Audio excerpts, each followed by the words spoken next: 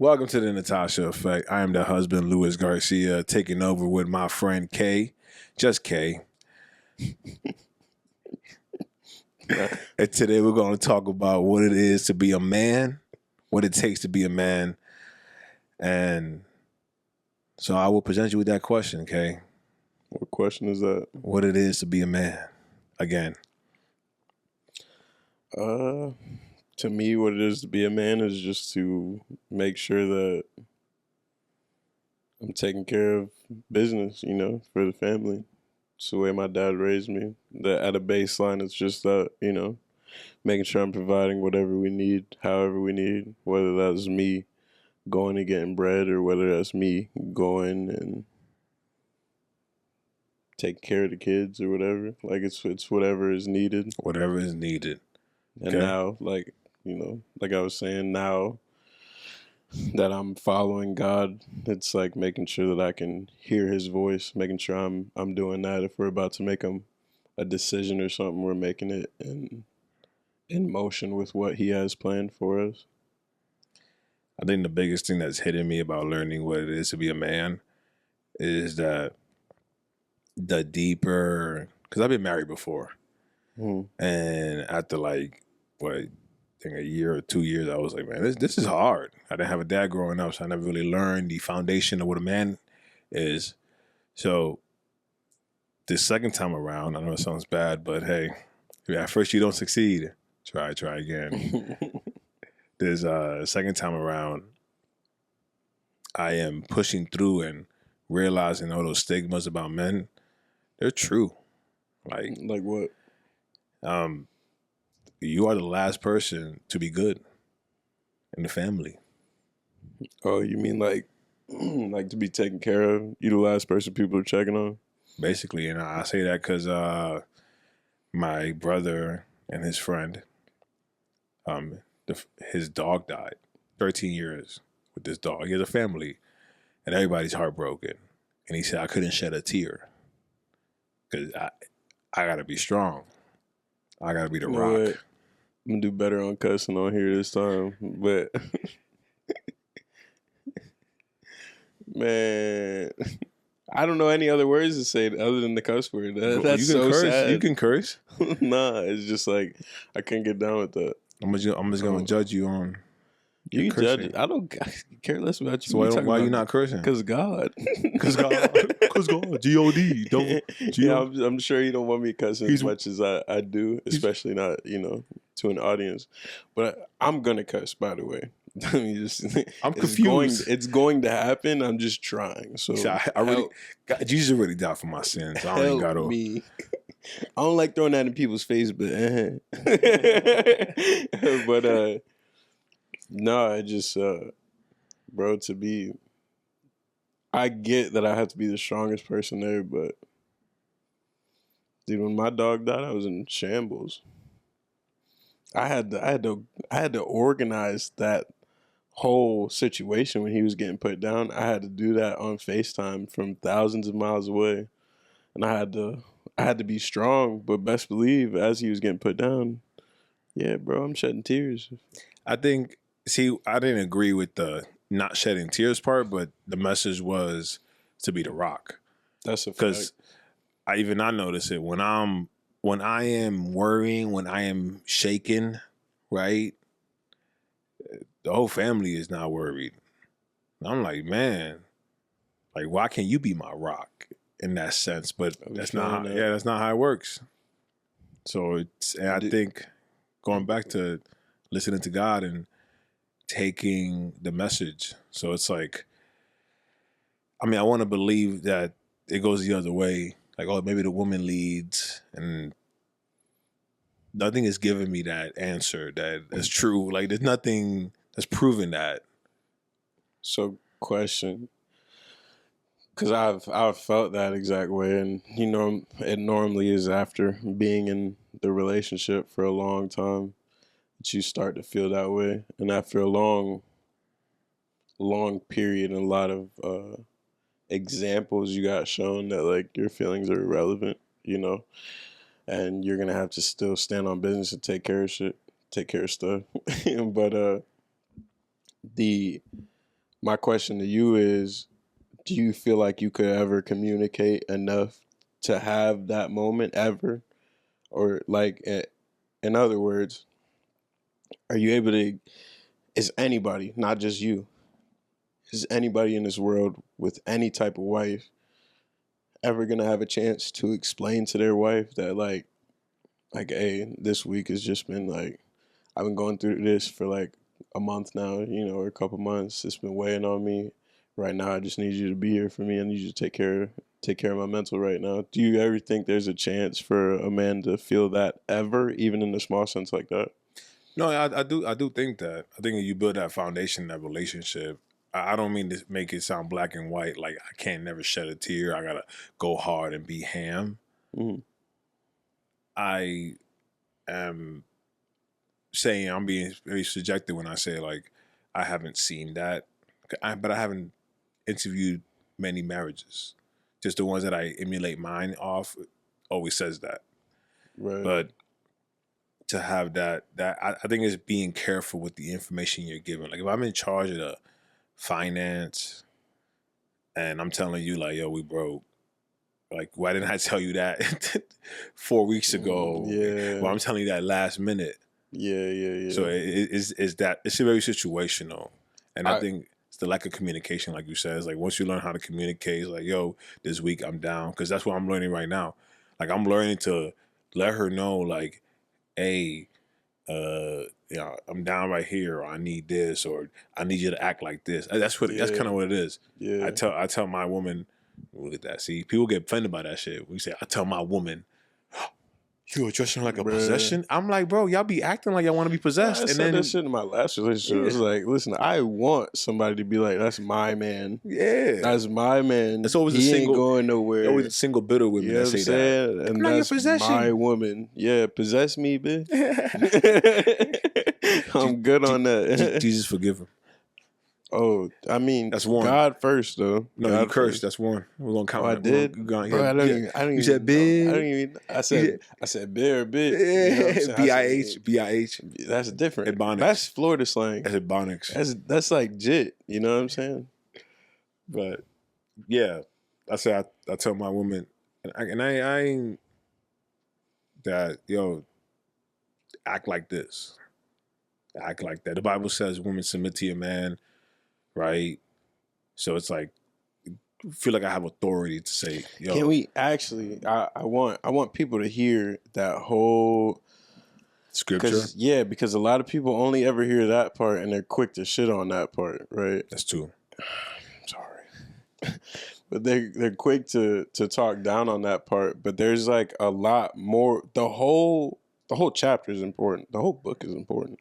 But specifically, like everything in that all goes together. So let me look that up. That is Corinthians 1. Ephesians 5:22. I know 5:25. There's a man version or the man part says, You men, sure? love your wife like Jesus loved the church, and women submit to your husband. Yeah, you're right. You're right. I think honestly, the reason why I say like submit, act like this, is because I think a woman needs to learn how to treat a man, and if she doesn't have like a mother around or a father around, like she doesn't see how her mom treats how her mom treats her father, right? And he's happy. They don't have that around. She's never gonna learn. And I think a man that doesn't have a father around needs to learn how to act like a man. Like the verse we shared about in Timothy was 3 Timothy 2:7. And I just found out yesterday because we kind of were trolling each other about like We were just going scripture verse for verse. yeah, scripture trolling. Just like, hey, I'm right about this, and it's like you're right.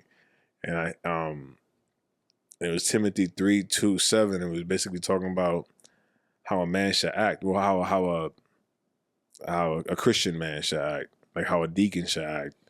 And it was like a Christian man says make sure you treat the family with love and The overseer is to be above reproach, faithful to his wife, temperate, self-controlled, respectable, hospitable, and able to teach.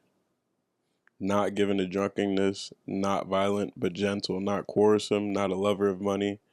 He must manage his own family well and see that his children obey him, and he must do so in a manner worthy of full respect. Like, bro. And the reason why I speak from the man's perspective to be a leader, it's simple things. Like, when my kid is acting up, I'm being called. You Lewis, come get him. I'm gonna get dad. You don't ever hear me say, I'm gonna get mom. I've never heard that one time. Maybe I'm crazy. I've never heard one time a dad say, I'm gonna go get mom for punishment. You ain't never said or heard go to your mom, no? Not for punishment. Like, I'll come get your mom. Like, shit, our households was different. oh, Yo, I still remember it one time because my dad used to be the one to get in the fights with my mom to get me off the hook. Because my mom been yelling at me for 4 or 5 hours straight. And he'll walk in and he'll pick a fight with her. That way she stops talking to me and then be like, go to your room. And I've watched that happen enough times to know that that's what's happening. There's one time, I forget what I did. I think I was like lying about taking, I think this is what it was, but I think I was lying about taking my, it was a field trip that I was supposed to go on, but I never did. I just pocketed the money and then acted like I went because I didn't want to go to no fucking. Sorry, I didn't want to go to no SeaWorld or what's the aquarium. I didn't want to go to the aquarium, but I took the money, and I think that was the one my dad was like heated about. My dad never put hands on me. He said, "Go to your mom," and I was like. that's different, bro. That's it. No, I know it's way different. That's way different. That's like I said it's way different. No, though, but I'm saying that's said, like I'm gonna kill you. Go to your mom so you won't die. No, my dad never hit me. My dad Really? never put hands on me my whole life. Did he get hit by his dad? Oh yeah, for sure. My dad was the same way. He would never hit me because he got violated by his dad. True. And so my mom, she did the punishment, but at the same time, I think, but my dad wasn't like the biblical leader type dad. True. So it is different for yours because your dad was that leadership, but I think he was scarred from laying punishment because of his own dad. That. Cause, I mean, that was the only thing. I was like, yo, my dad don't even. I mean, he used to save me from punishments, but he still come home. He's like, yo, because I was there's a thing in Dominican Republic where they'll put you on your knees on rice. Oh, so I love it. I'm gonna be honest. I love when white people tell me about their punishments. I'm like, wow, it sounds wonderful and nice. Like, I'm pretty sure my mom gave me a TBI, but we're not gonna talk about that. She hit me with a frying pan. I'm sorry. See, that's why I'm telling people my trauma. You okay now, bro? I don't know. You good? I don't know, man. I mumble a lot. Listen, bro, it's not that did it to you, okay? It's not that. It's your education. You was mentally challenged for a lot of reasons. That's not one of them. Man, I'm getting flashbacks. No, I'd say that in general, though, going back to the subject, going back to actually that verse, I wanted to say a little bit of Ephesians 5:22. And one thing about the Bible, it's like, bro, I don't do this for anybody else. Like, there's a lot of Christians that it's their identity. Like, being a Christian is, I want to say, it's something I practice, but it's just not who I am, as in the sense of, like, it's not everything that I am. Like, I joined the military, I'm a father, I'm a husband, business owner, all this stuff. But I don't go out here and be like, yo, man, this is who I am 24/7. It's like, because I think I don't want to get so attached to the identity of it that I can't see other people's perspectives. Because I find that hard. What, to be attached to it, or you see people's perspectives? Well, to balance the both is what you just brought up. I don't find that hard. But I find other people accepting that hard. Like I talked to another Christian, and I'm telling him this, and then like, yo, you're not really practicing Christianity. You better you know what the good news is, the gospel. And I'm like, I think that's my biggest approach to it now. Like that's my biggest selling point, and not. I'm sure some OG like Christians would be like, you know, that's not okay. But like the whole point of the Bible. Every time I've been watching The Chosen, I told you, that's and I'm crying like every episode, and I mean like, bro, bawling my Balling eyes out, out, my man. chest. Like I don't get like that over movies, bro. And the reason why is because the moral of the story is, bro, you're never too far off to be saved. And you're never too good. I don't care how much good works you do not prove your righteousness. You're not good. None of us as humans are good. It's said in Genesis, the very first book, that we are evil. Us as a human population is evil. That's the reason why he sent the first storm. Trigger alert, trigger alert. Well, I am triggered because I feel like I feel ashamed of myself sometimes, thinking that like, yo, I'm not one of them yet. You know what I'm saying? Like I'm not one of them. I'm not even sure if I want to be one of them. Which one? Christian. Like I look at people when I go to church now. Like I made it a mission to go to church all the time. Yeah. Like I'm not one of you yet, and I'm trying daily. I think that's you're putting that's a standard that you're already there. You're trying. And that's the point I'm trying to make is that that's the feeling I have because those are my human thoughts implanted in me when like the real gist of the entire Bible is that you were always good enough. Even when you didn't believe in him, you were good enough. That was Peter. Peter 1. So isn't Peter, but so you are a royal priesthood and you are from light. You know, now it's like at the end of the day, the Bible reminds me that I'm good enough. And I like when it says you're evil because it's a reminder. I'd rather be told that because of my flesh, I'm going to be evil because my flesh is going to want to do bad things. I mean, how many times you hear a crackhead go, I should really stop doing crack. It's bad for me. And then the next day does crack. How many times you hear someone say, my ex is bad for me. And then goes back to their ex. So that doesn't make, that doesn't make any sense. Like it doesn't make any sense when you know it's bad for you and then you go back. That's illogical. That's crazy. It's insane.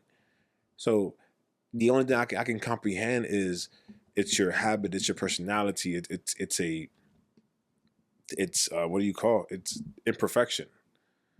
It's human. It's human. It's yeah, being human. You're an animal. At the end of the day, I thought you was an engineer. We was talking about this actually. I was trying not to break in the first take. We were talking about this. The problem of I got a hurt wrist. Don't say that, bro. That sounds whack. How you heard it? Fighting. Sinning? Fighting. Punch him up. Sorry. Punch people in the mouth. No, so here's that verse though. So starting at 21, because it literally the title for this part says instructions for Christian households. 21, submit to one another out of reverence for Christ. That comes before any of the verse that anybody else has heard. Submit to one another out of reverence for Christ. So if you stopped right there and didn't explain the why submit yourselves to your own husbands, if you stop before that, submit to one another out of reverence for Christ, it's complete. The rest is just explaining that part, you know? If me and you, husband and wife, I'll let you be the husband. I know you tend to play wife duties every day, so I'll let you be the husband. No, I'm kidding. Say me and you, husband and wife. If I tell you that every day I'm going to die to myself to serve the Lord, who has looked down on this relationship and blessed us, and knows that we're both moving in the direction for him. None of that quarreling, is that what they said? Quarreling, yeah. That's a good word. None of that quarreling, none of the other negative shit that comes with it, because I've given myself my whole identity to just serving Christ with you. And then if you die to yourself and do the same thing to live in that same direction, and we both hearing the same orders from the Lord, the rest of that bullshit that comes next is irrelevant. So now you go on after that. Submit to one another out of reverence for Christ. Wives, submit yourselves to your own husbands as you do the Lord. For the husband is the head of the wife, as Christ is the head of the church, his body, of which he is the Savior. Now, as the church submits to Christ, so also should the wives submit to their husbands in everything. Husbands, love your wife as Christ loved the church, gave himself up for her to make her holy by cleansing her by washing with water through the word, and to present her to himself as a radiant church without stain, wrinkle, or any other blemish. We can keep going with the rest of it, but what that says is like there's a standard to uphold for both of you, and it starts with dying to yourself every day. So it's like how can you act that out in your relationship? And that's my question to you. How can you act that out in your relationship on both sides? What would need to happen? Tell her shut up. I'm sorry. I like joking. But nah, that hit hard, bro, because that was actually earlier argument we had. I have a pretty strong woman. If y'all don't know that. They all know that, bro. Oh, for sure. Yeah. That's the reason why she can do all she can do. And I'm not really like a assertive male, which is not. I feel like I have to play one, honestly, at the same for real. I feel like I have to play one. And that last part where you says cleanser, that's one of the arguments we have is, yo, I need you to submit. I need you to chill out. I need you to, if I say shh, not in a disrespectful way, just, I have no other way to like explain why. Just, yo, stop. And that last part where you said cleanse her, I think that's why I tell her, shh, because in a way it makes you more presentable. And when I say that, it's sometimes you need to learn when to be quiet. And I think a man has to learn when to be quiet more than a woman does. A woman can get away with way more things than a man. I was like, yo, if another man talked to me the way you talk to me right now, I would have decked him. Would have knocked him out. Yeah. Someone's out there like, oh my God, he beats women. He's Latino. He's Latino. Yeah, you fit the description, bro. Officer down. If another man talks to me the way you talk to me, knocked him out. And so I think in that, teaching her, yo, when to speak. And again, this is for my woman, my female, not for somebody else's female. This is not addressed to that. It's more for mine. We made a commitment. We're under the Christian values, right? We signed up for this. No one forced her to say, I want to be a Christian. She walked up. That's one of the reasons why I said, let's be together. She said, I love Jesus. I said, word? Check. Amen. Yeah, amen. We're in. How much you love Christ. So that's one of the things. We signed up for this. We signed up to be in these roles. That's where we said we want to be Christians. If didn't, then go practice something else. Yeah. And so I think honestly, when you said that last part about cleansing her, it was that. Because one thing is she could be overly aggressive sometimes. And it plays its role.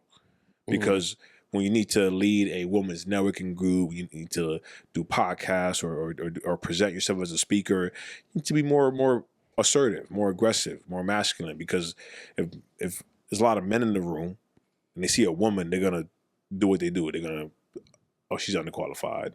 Especially if she's a blonde woman. Yeah. I think that's another thing that like people try to downplay. Like, you know, we've had conversations about how racism talk, people be acting like it doesn't exist anymore. Yeah. You know what I'm saying? Like me. And because I'm light skinned. You do that too. Yeah. You act like it don't exist. Yeah, because I'm a shade lighter. The same thing happens with women though. Like they be acting like women don't get undervalued. What are they? There's a better word.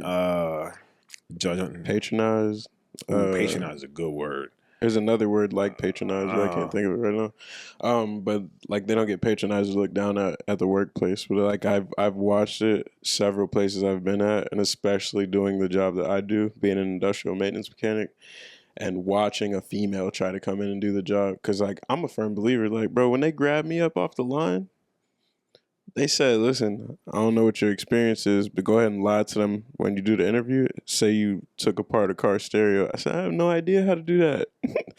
He said, well, just act like you took apart your PlayStation. Bet. And they damn sure asked me about that too. What's your mechanical background? Oh, I used to take apart my consoles when I was a kid. Oh, that's good. That's good. That'll give you some room to grow from that. Yeah. So, like, I bring that up to say, like, bro, I wasn't cut for the job that I ended up spending the next 10 years in, but I grew into that. So I think that everybody can pick it up and learn.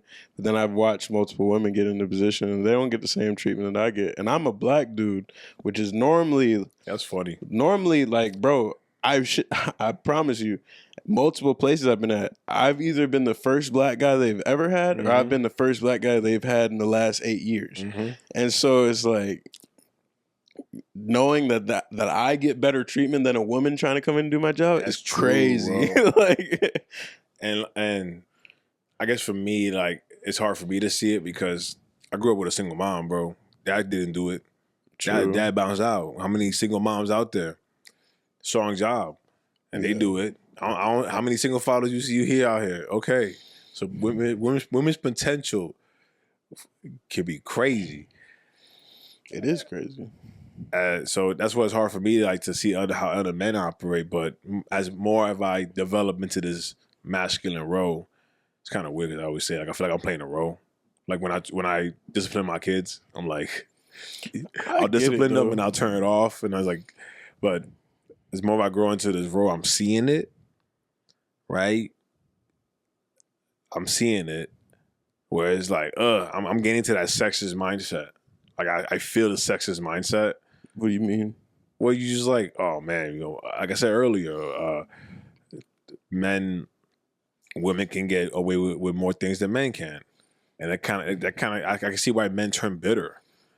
Oh yeah, yeah, and I'm like, I'm trying to feel it because I'm like, damn, I feel like I have to go through more pain than my wife does, but that's subjective. Yeah. It's because we got different roles, and my ego is saying, yo, I gotta go through it harder, etc. And it's just like, maybe it's the lack of communication, because women tend to confine in other women, that they're naturally more inclined to do that. Yeah. Society also supports that, but for men, we don't support that. Like, I think that's a new age thing now, where churches are doing it, men's group, we're doing it now. So it's like, it's a big revolution.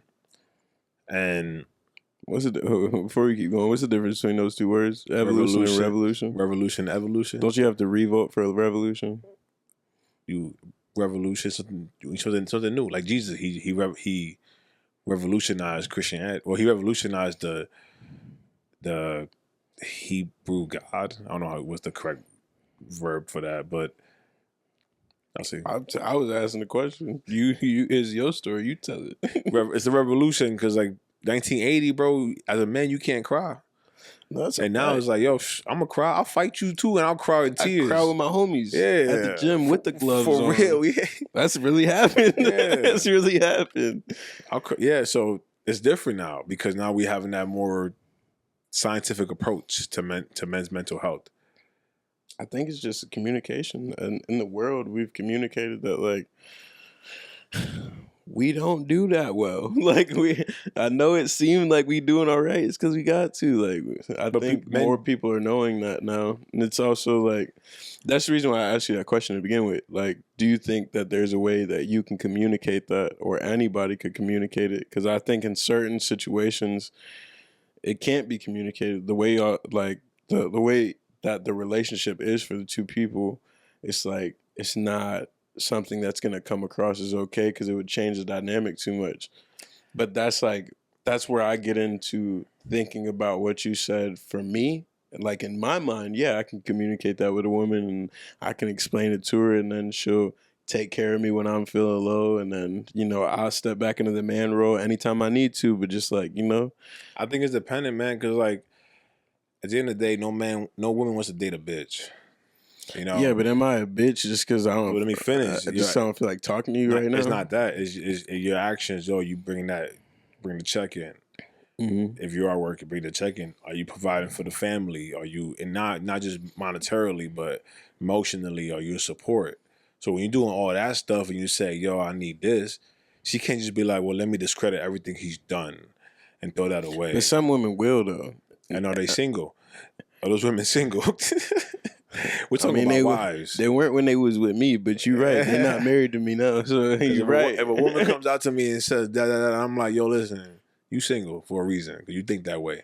It's That's a a team. fact. It's a team effort, conversation. The whole thing about the Bible, because even in Ephesians, Corinthians, it was Paul talking to the churches, trying to develop these churches. And so that's one thing I love is like you got the miracles and the lessons of Jesus, but then Paul comes and he's building the foundation of Jesus. And so when he does these things, he's like, "Yo, this is how you're supposed to act. This is how you're supposed to operate, etc." And then we take those lessons and go, "Oh, I don't know how he learned that. It's deep." Like the man wrote so many letters to like every church. Like he even said it like, "This is my opinion. This is Jesus' opinion."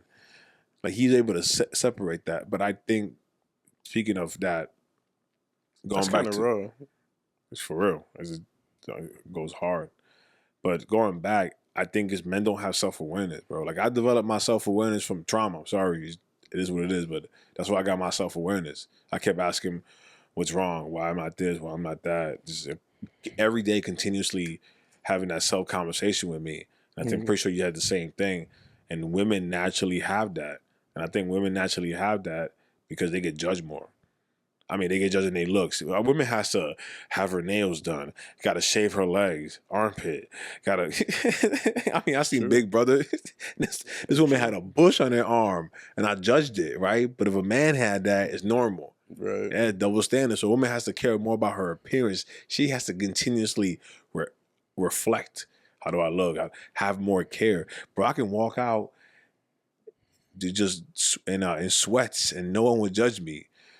It's even like this. A mom will get judged more on her parenting than a dad would. If I go play with my dad, bro, I see it. I'm playing with my kid, and everybody looking at me. All the moms looking at me like, "Oh my God," because they don't see that. They don't see dads playing with their kids, That's bro. what I was gonna say. I think it's just relativity. Yeah. I think it's just all the things that you're talking about is that there's a standard already set. So like you going and playing with your kid, there's no standard set. Like how many niggas with their kids? Like you know what I'm saying? Like Real. you Especially breaking, if they're black. I said niggas for a reason. Cancel them. My fault. But I'm just saying, like, a lot of the things that you're talking about are, like you said, the revolution is coming now to where like men are allowed to speak a little bit more, but also the revolution is coming around where women could be fuck boys. You know what I'm saying? And So like, go ahead. But is that because I just read a thing which says 2025 is 50 years where women can now buy land, can buy property. 50 years. So I think people don't really incorporate the fact that women just got their rights like 50 years ago. So when the whole man's a provider and woman is a this, it's like now we're gonna actually the next 100 years we're gonna see.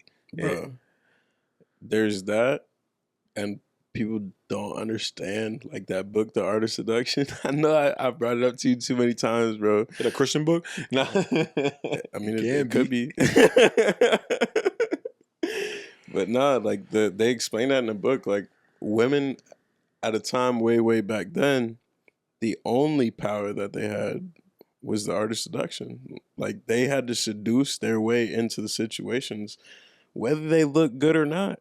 So like all these things that even things that you're talking about, how they get judged all the time, it's evolved based off of that. The That's whole development of seduction, which was led by them. There's like dudes like Casanova and there's all the rakes, you know what I'm saying? But who really was this art used for? Women. So just imagine that now they can buy land, and you know we'll have a female president eventually. And But isn't that crazy? Because a lot of people like to because we like to incorporate the self reflection and the the what if, not the what ifs, but the buts. It's the buts and things. Like, or you know, I go back to what if. The what if it actually this? Because people will just say, oh, biology is men provider, women is this, you know, etc. And it's like, okay, but what if the art of seduction? Women had the only way they got their power is through seduction, right? Mm-hmm. And that was the only way. So what if all this stuff was based, like you said, on that? Um, women are more quiet, men are more, you know, more loud, and it's like, what if that's because women couldn't own land until 50 years ago? Like we don't incorporate. We don't All the deep think history. enough. We That's don't the deep same think thing enough. I was saying about black people in the William Lynch theory. Why do we have so many like single parent mother only homes? Like it started way back in slavery, bro. And again, I'm not super like pro black like Black Panther type of person, but I'm just reality is Wakanda reality. forever. You know what I'm saying? Like I don't get me wrong, I still support my people, but I support everybody. You know what I'm saying? Like I'm not into playing no favorites. I want us all to win. I want us all to reach salvation. You know what I'm saying? I want Yeah. us all to win. But let's be real. Like the way that things happen are the reason why things are the way they are now for every situation. For the development of black people and why it took so long. Like we was held back for so long. And the same thing can go for I don't know, other parts of Asia, the Armenian genocide. There's plenty of things where human sin has held back a generation of people. Mm-hmm. It's plain and simple. And like it started at when Adam and Eve came, was they talking about who talked more or who could own more land or any of that other bullshit? No. God said, "Do not eat from not the forbidden tree." That's what I heard my whole life. The forbidden tree, which yes, it was forbidden because he said don't eat off it. But what was it actually the tree of? Knowledge, The like knowledge of good and evil. evil. Yeah. We didn't have all that evil in us until we decided to break the rules. We didn't know. See, that's deep. Even if the story, say story, 'cause who knows if it's real or not, right? I say that all the time. But it's deep because knowledge of good and evil, and when you have the knowledge of something, that means you can do it. You get tempted. Yeah. Temptation wouldn't exist if you didn't know about it. So that's crazy because they had the sight once they bit the fruit. That's the crazy part, man. Yeah, then they realized they was naked. Yeah. And again, See, I don't know what the naked part got to do with anything, honestly. Because they felt no shame. There was nothing that they did was ever wrong. But why? But babies aren't shameful when they're naked. They're not. Yeah. So what? Why is there? Why were there shame? We teach them. But they never got taught to be shameful because they're naked. They were grown. Yes, but I'm saying if they're brand new into this world, they're chilling, or they naked, and it's like, oh my god, we're naked, my private parts. It's like, who even taught you private parts? Like, how is that evil to be naked? Animals don't ever be like, yo, I'm naked. Oh my god, I gotta put clothes on. Okay, so if you seen a female walking down the street naked, right? Why would that be a problem?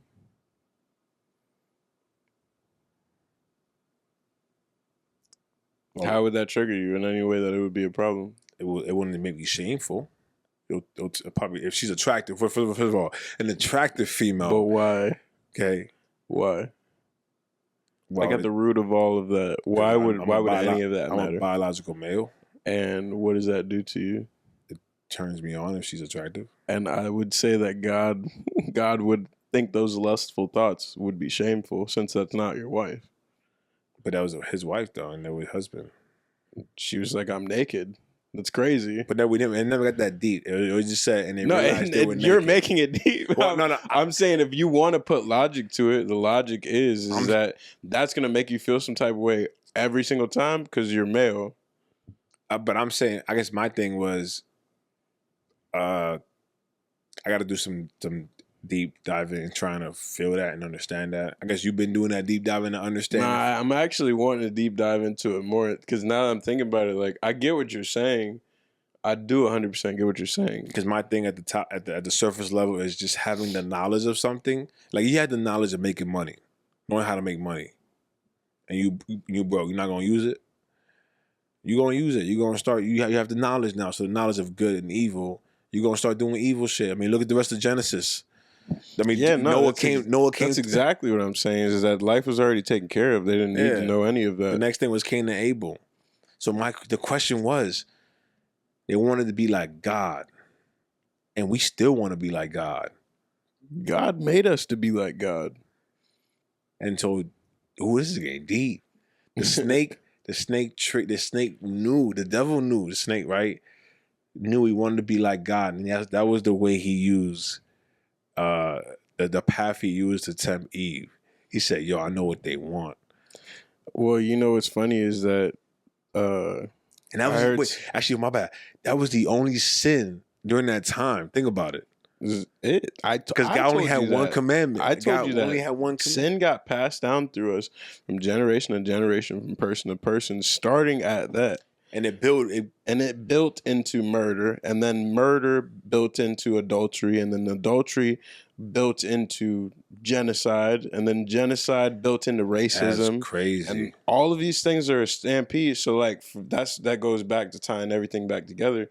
People often act like the history didn't happen to lead us to where we are today. Like, bro, you know how many? Let's just think about as small as relationships. You know how many relationships have been completely altered on my end. I told you, I said this in the last episode, which maybe I spoke a little too much about, but I'm really, like I said in the last one, like I'm a lover boy, and I have a habit of changing my ways to be what a woman needs.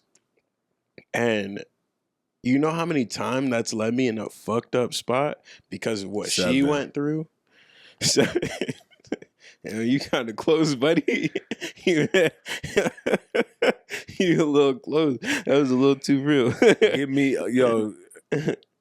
He said, I'm sensing something happened to you at 12. I didn't want to. No, it's funny. I didn't want to say it, but because it got deep. How many times you had to change yourself, and that led you to your demise in that the relationship's demise.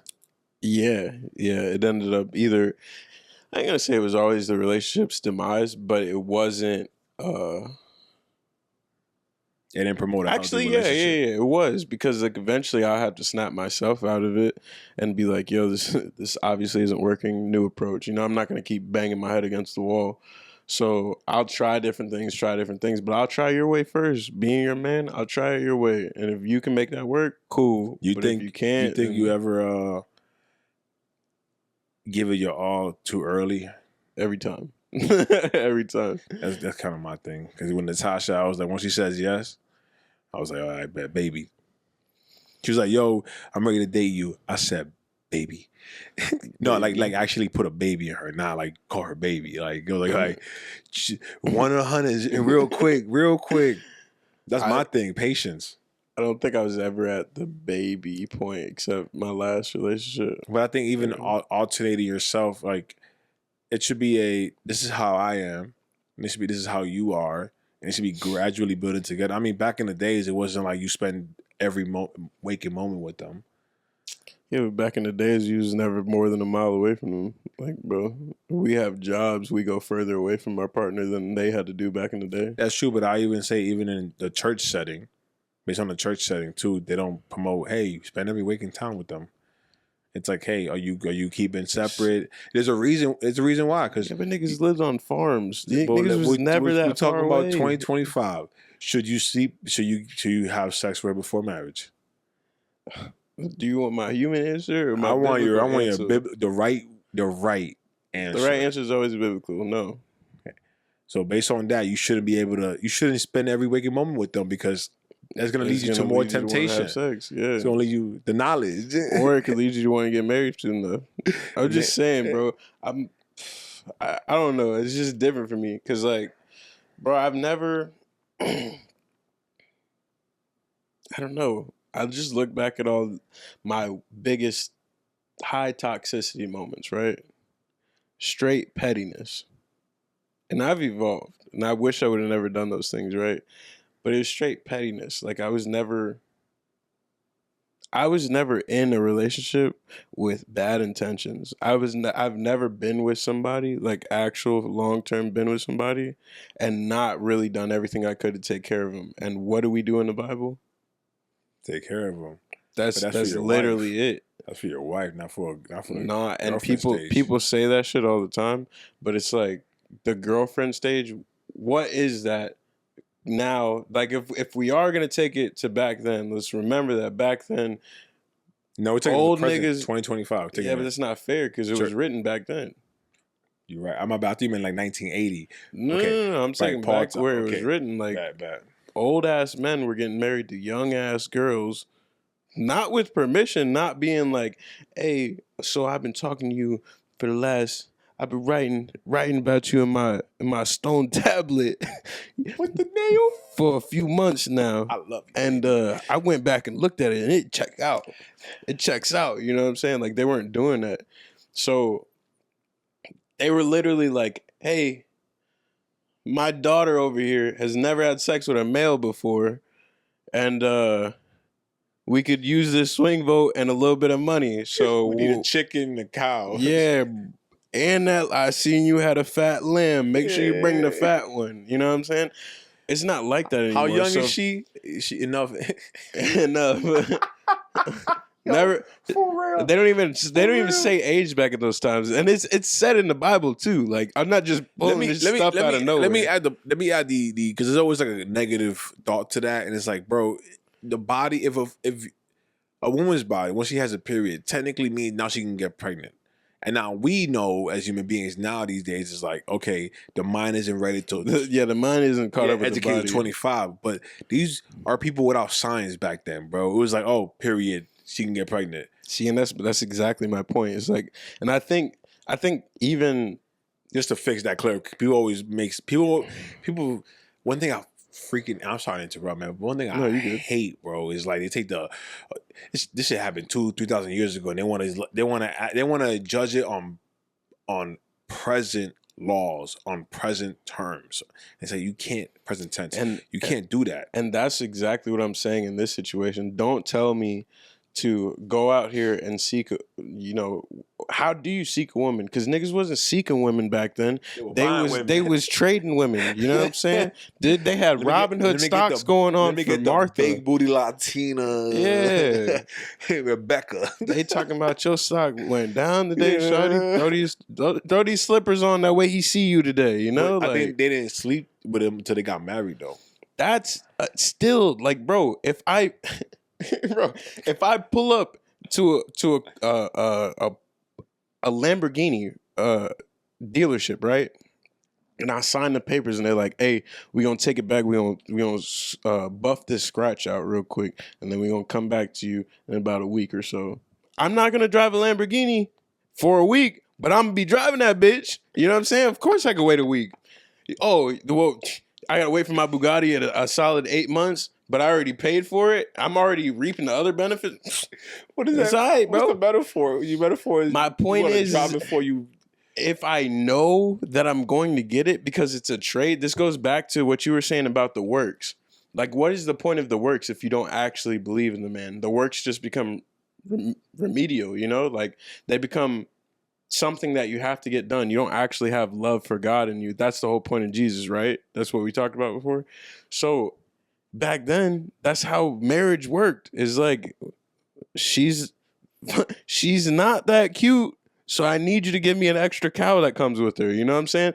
They didn't actually get to know her. You know what I'm saying? So don't tell me to go out here and date. It's harder, bro. I mean, I agree with you. My point is, before you, because I'll let you finish, but my point is I've heard that saying before. That's what you're supposed to give to your wife and not your girlfriend. And I'm just saying, niggas didn't have girlfriends. So don't ask me to court you and not give you what marriage is supposed to be like. Because then I'd be just playing around out here. And that's not what I'm doing. You know what I'm saying? Like, that's a good argument. Because you're basically saying, this is who I am. Like, bro, dating now is talking to 5 females at the same time. And the dating now works like this for men too.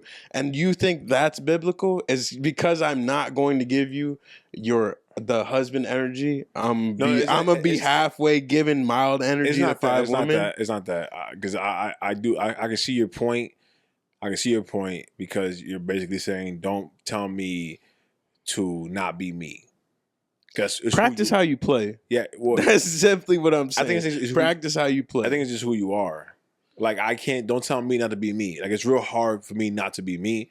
So like jumping in real quick, like now with because I went through this relationship, I can say, oh, I would have waited. But I don't know that. That's an assumption. We can never test that experiment. We can never test that theory, right? Because both times jumped in quick, right? And you're saying like, yo, this is who I am. I'm a guy who this is how I gotta be. And I think, okay, cool. I mean, that's hey. That's not what I'm explaining though. Like I'm saying that from a me perspective, but what I'm trying to say is the alternative to that is taking a longer amount of time to do the same things. That's it. That's all you're doing. You're telling me to prolong happiness. That's it. There's no actual like wait to have sex. But how do you know? Say both of those. I did wait to have sex, right? Because I would only do that with a married woman. The rest of it, what else is there? There's no biblical law that says don't live with your woman. There's no biblical law that says don't get closer to your woman. The temptation. That's fine, but you can deal with the temptation yourself. The rest of it is building a covenant. That's true, but what if you do this? What if you jump in, right, and move in, have relations, like saying relations instead of sex? Because I'm saying don't have sex. Okay. Saying you did it the biblical way. But I guess it's the temptation. Like, don't put yourself in the temptation of it. And bro, I'm getting tempted every time I walk out the door, bro. I'm getting tempted every time I go to the gym. The fuck? But if you live with the person, now the person, bro, I'm telling you, it's like playing with fire. I'm telling you, the temptation for me to even talk to a female is higher than for me to be in the same room with my woman. Like if that's me for real. Me being single and not having a person to just like talk to and be that close with means that I'll go and I'll talk to 15 females with zero intentions. And like the problem is me. I should learn how to be alone, right? And I get that. Working on that currently right now. Working on just learning how to be alone. But in the baseline, that doesn't take away anything that I said. Learning to be with the person that you're building a covenant with. For example, you and Natasha, right? You're saying that you wish you would have waited. I wish I would have dated her. But say that you would have dated her, which means you would have had delayed sex. At that level, no, I wasn't ready for that. I'm just trying to ask what you meant by delayed. Oh, delayed meant. And I'm trying to get to the point of how would it have helped, other than separating you two? Because like, so I would have got to know her actual. What's it called? Delayed, as in she would learn what I like. I would learn what I like and learn her in different atmospheres, right? Like when I first met her family, it was with a whole baby. So now I'm enduring all this stress with a newborn, and we never really dated. I never got used to seeing her in all these different environments. So I would get triggered because I never built that tolerance. It's building the tolerance, honestly. I don't understand that, and that's not just from my perspective. I think like that's like a way to say it, but in every situation I've ever seen of somebody trying to take it, like, and I've even heard in different ways you say it, people trying to take it slow like that don't want to commit. And they don't want to get into whatever's happening. And I think. Well, the thing is like this. It's you're saying people don't want to do this, and it's like, bro, I have my full attention. Like I got a plan down. So it's like if they don't want to commit, they don't have that mission in mind. Like they don't want that. Like I'm telling you that prolonging everything aside from sex, because again, it's literally written in there to wait until after marriage for that. But aside from sex, prolonging the deepening of a connection. It makes no sense to me. You would have gotten a longer amount of time to get to know her to decide whether or not you wanted to continue to get to know her. That's the only difference. You still would have had to do the same shit. You say I would have. You're acting like you would have gotten exposure therapy to it, but you did get exposure therapy to it. You were just committed. You had to commit to that exposure therapy. Whereas if you didn't have that commitment, you could have been dealing with her family and be like, yo, we ain't got no kids. Bye. That's the only difference. Because you would have still had to do that the first time you went to go meet her parents, with or without the baby. But I think the baby itself, it's funny, the baby itself added an extra stress, and that extra stress wouldn't have been there if it wasn't for the baby. Chaos. That's the chaos that came from your sin. Yeah. But getting a deeper connection is not a chaos. That's my point. Building a covenant with the person that you plan on spending the rest of your life with is not the chaos. The sin is the chaos. I think it's still playing with fire. I think it's still playing with fire, depending on what you mean. Like you say, yo, we're going to move in together, but we're not. And look, I honestly, check this out. The having sex before marriage thing, to me, is like, bro, as long as you commit, like for me, if we have sex before marriage, I was going to commit.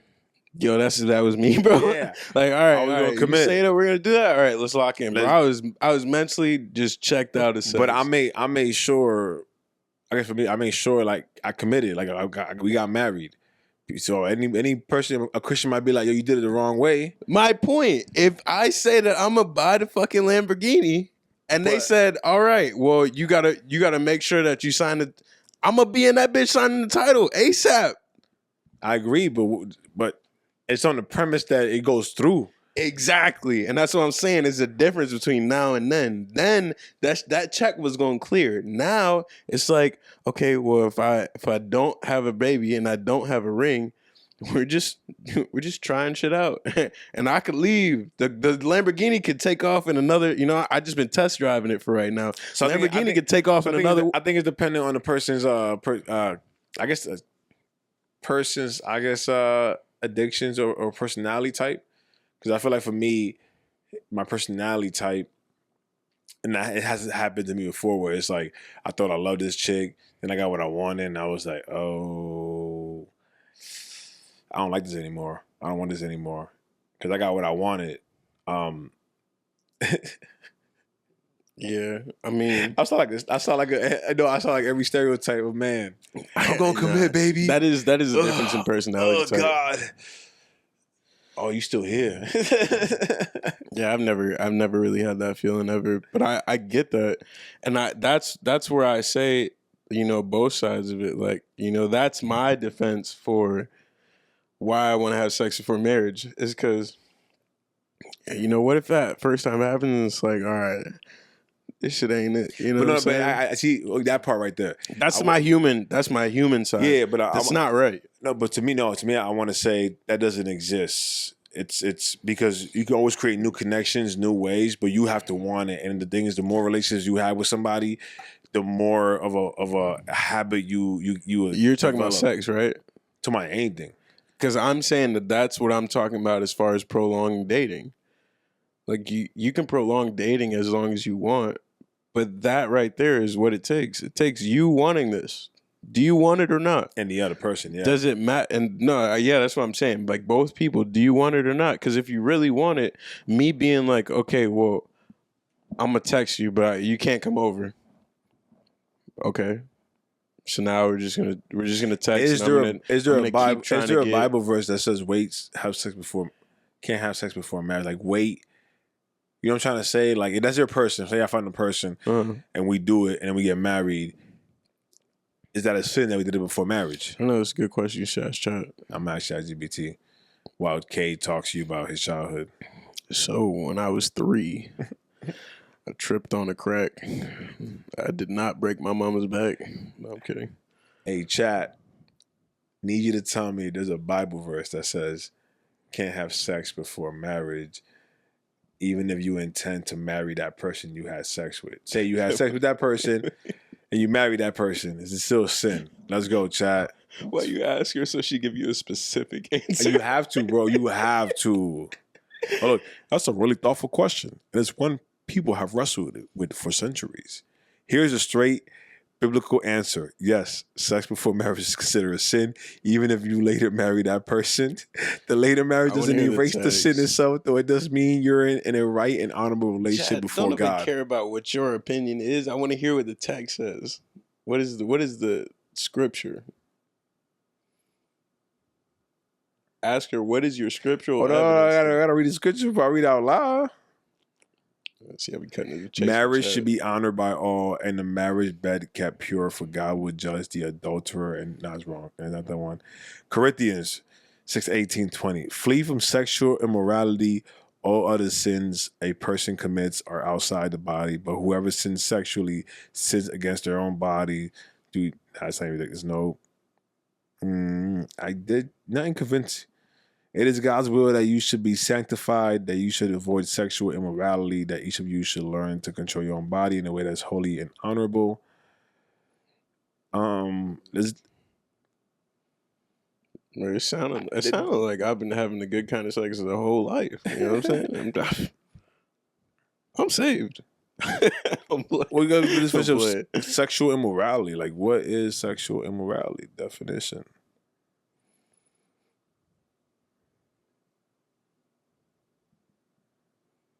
Ooh, any sexual behavior outside of the marriage covenant between one man and one woman.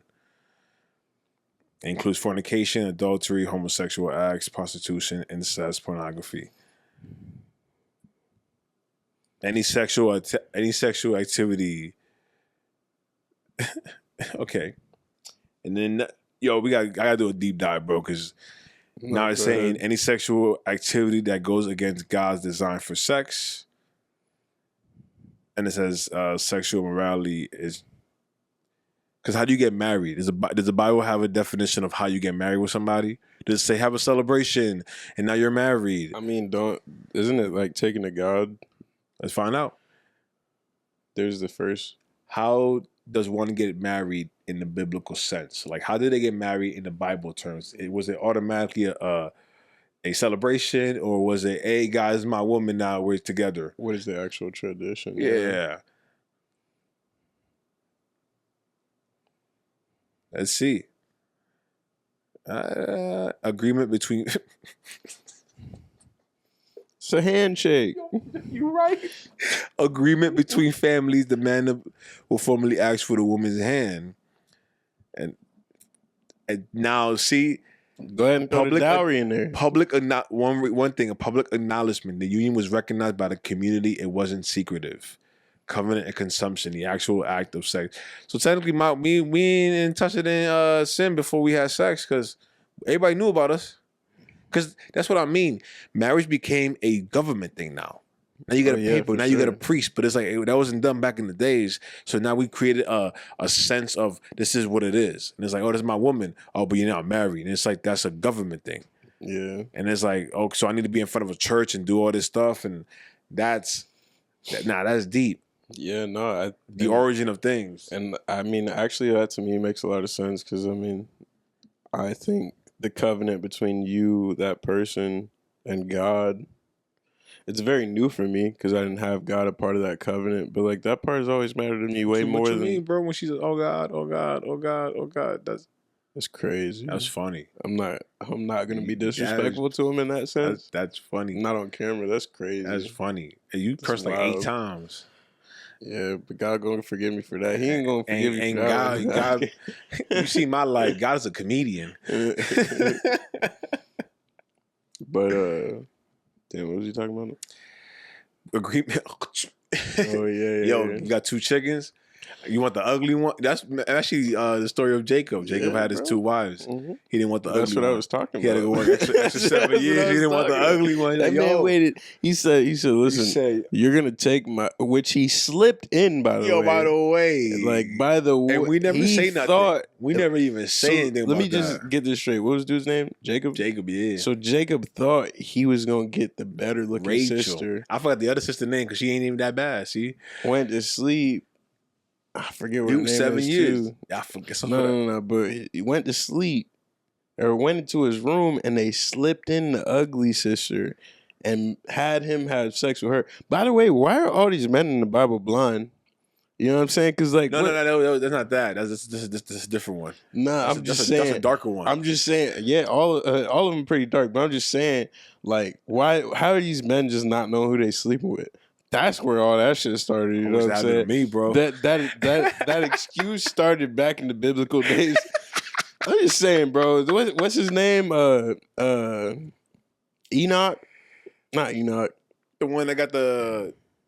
No, I think you switching stories. No, I am switching stories. I'm saying that as second time that this happened, it was earlier in Genesis. It wasn't the sex part. It was the two sons that got blessed. So I'm talking about the two daughters. That slept with the father. That slept with the they father. Got him drunk though. He wasn't blind. My point is how are you niggas not here for that? This. Yo, when I first read that, what are you doing? When I first read, yo, the daughters drunk, got the father drunk. 2 nights back to back, bro. Yo, 2 nights back to back. You got so drunk that you didn't know who you were sleeping with. I feel so good about my sins, bro. Like, you know, I feel really good when I hear shit like that. Like, you know what? My shit ain't even that bad. But that's what I like about the Bible. Because people like to critique about the Bible, like, man, humans do all this nasty stuff. And it's like, bro, that's what we mean by humans is evil. Humans are not We're good, capable, because the capability of what we can do.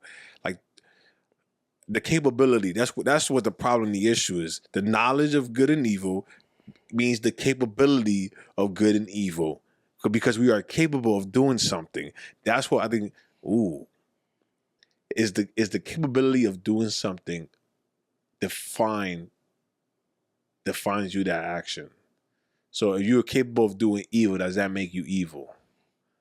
Oh yeah, that's the gospel right there. That's the the gospel right there. Because basically what it's saying, we are capable of doing evil, so therefore we are evil. Damn. And you know, I think God tries to remind you at several points in times that if you need to know. If you need to tap into the good side, like he is the good side. Yeah. Everything that's written in them scriptures, I don't care if you believe in God. If you were to read the scriptures and listen to what they told you, and you weren't out here trying to hurt nobody, you was actually living a loving lifestyle, you would agree with 90% of the shit that's in the Bible. You would be like, oh, love thy brother. Absolutely. I think the best part is it's a foundation, because there's no abortion mentioned in the Bible. Well, we take the Bible as a foundation, even like the marriage thing. Like technically, I don't have to go get a ceremonial celebration with my wife. I don't have to do that. No, you know. But as long as the public recognizes it, if I say it out loud, like why do I have to do that? It's just what society wants me to do. Society says, hey, if you want to be married, you got to do these things, and it's like, bro, that's what you're deciding for me. So you're deciding I have to do this and do that. And it's a good foundation to have. It creates a standard, but at the same time, fuck you. Yeah. Because then you start being like a fucking part of the cult. You start being part of the not a free thinker. Right. Like I have the same access to the Bible that you do. I mean, my mom told me this one thing. She said, yo, I don't wear pants because the Bible says women can't wear pants. It was just Paul giving his opinion. I found the verse. It was just Paul saying, yo, this is my opinion. Not what Jesus said. Women shouldn't wear men's clothes. Men should wear women's clothes. That's all every single sermon for all of eternity has ever been.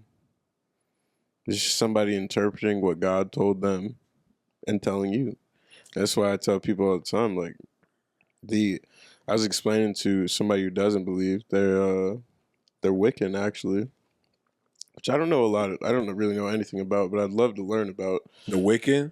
Yeah. Yeah, I'll learn, yeah. I would learn anything, bro, just to see how the brain works, you know? Like, I don't know anything about it to even speak on it, but point being, we were talking about this, and I explained that, like, pretty much the story of God is allowing you to be whatever you want to be as long as you believe in it. You know what I'm saying? And I even seen this video where somebody was talking about Adam and Eve saying, like, well, why do you even leave the tree there for them to pick? that's the beauty of life. Why would God create this world and be like, I have to do everything for you? You know, it'd be a waste of his time for him to be like, you know, playing Monopoly, but playing every single side of it all the time. Like just because God is all powerful, God is omnipotent, God is omniscient. You know, he's all All seeing. these old words, he's O's. All these old words, yeah. There's 3 O's. It was in the sermon today, so I'm remembering it kind of. But you know, he's all these things, but he gives grace. He allows you to make your own decisions, knowing that you are probably gonna fuck up because you're human. And he already wiped us all out before. You know what I'm saying? There's the flood before. He already was like, listen, you guys are nothing but evil. I have to get rid of you. And then he saved one family. It was just like, listen, I'm a restart, and I'm never going to do this again. Him admitting that he don't think, he didn't say that he doesn't think he should do it again. But that's what I got out of that text. That was my interpretation, is that he felt some type of bad for destroying the entire, or eradicating the entire human race, Hey, and he said, "I'll never do that again." what did the day eradicate? Eradicate, yeah. So even at that level, it's like, again, it's a good foundation to understand human beings and the direction we should go in order to have a more peaceful, harmonious life. That's how I always look at it. Like, if I can remove all the religion interpretation, because again, these are all stories. It's not like we can go back in time and prove it. It's not, they're not false, but who knows if they're 100% true. Right. But at the same time, if I can strip all this stuff away and go like, what is God? Like, what is God? And every time I see God in action, there's always like a balancing force. Like if we can judge him like how we judge gravity, like a force, right? A universal force. Because we always say like, oh man, once I put God in my life, things started getting better. Okay, how? How does it happen? What's the formula? Because there's some bad people that still what's the word? Some bad people that still not profit, but they still, I'm trying to keep saying it over and over again so the word comes out. You saying like live off his name? No. They'll still succeed. There's bad people, there's people that will do bad stuff and still succeed. So it's like, okay, God, what's with them? So I could go and do bad and I still will succeed. But would I be harmonious? Even that wicked person, I bet $100, bro. She's gonna have some shit in her life that's toxic. She's gonna have some shit because wicked doesn't promote that lifestyle doesn't promote harmonious. I think from what she explained to me, it does. Oh, well, I know. Ask about her kids. Ask about her relationships. Ask about all that stuff. Because even you think it's harmonious, you start deep diving into their life, and you start figuring out, oh shit, you got this fucked up shit right here. This fucked up shit. I think that's everybody though. That's 90% of Christians out there. That's 100% of the human race. To me, I think if you're practicing how Christian, because there's Christians that are like I need to judge you as a Christian, right? There's ones that are like I got love for you, forgiveness. You know, we're all trying to figure it out. But there's some Christians that's like, I need to judge the heck out of you. And it's like, bro, that's not what the Bible says. I think that there's a lot of those who don't realize that they are judgers. Because the fact is that we all are evil. And there's to me, put it this way, Christ, being a believer in Jesus, the only thing it does for you, and in reality, the only thing that it would baseline do for everybody is believing will grant you access to heaven. That's it. But in the real world, there's a lot of people who don't need God to handle the real world. But that's not what Jesus was for. Like Jesus wasn't here to be like, oh, this life is going to be great. Like there are people who sat in slavery for 400 years while they were praying to God every single day. It wasn't to make this life great. This life is supposed to be nothing. That's what Ecclesiastes is all about. But it's to make the next life, the afterlife, the eternal life. That's what this is for. I guess I'm speaking more subjective, because I feel like once I started following God and trying to understand how He works, right? Because again, if I bring it down to like, if I imagine it in science terms, and He's a force, a harmonious force. to bring me more harmony in this world, in this life. Mm-hmm. That was the way it helped me navigate this life. So if I study Jesus and I go, okay, he operated this way, this way, and this way. Now, in order to do certain things, you got to sacrifice certain things. So it's like when Jesus came through, and it's like there was some days where they went hungry, right? Yeah. But that was he was trying to get things done in a certain way, and so that you're gonna be hungry for a couple of days, but you're still getting closer to your goals. Yeah. And so I guess that's what I was trying to say is like when I say more harmonious is the things that were chaotic were the things that were getting teared down in order for me to be more harmonious. I'll give you an example. A volcano. A volcano will destroy, when it erupts, it will destroy things, burn things, but at the end of it, you get more land. It will create more land. And so it's like, oh, it's chaotic. Oh my God, it's destroying things, but it's creating more in that chaos. In my chaos, I'm like, oh my God, I was just so attached to all these sins. Like, oh my God, I can't live with this and this and this and this. And God was like, yo, you're gonna be more harmonious once you're not attached to these things, but you gotta let them die, and dying hurts. So do you think that that's how the Bible made you feel?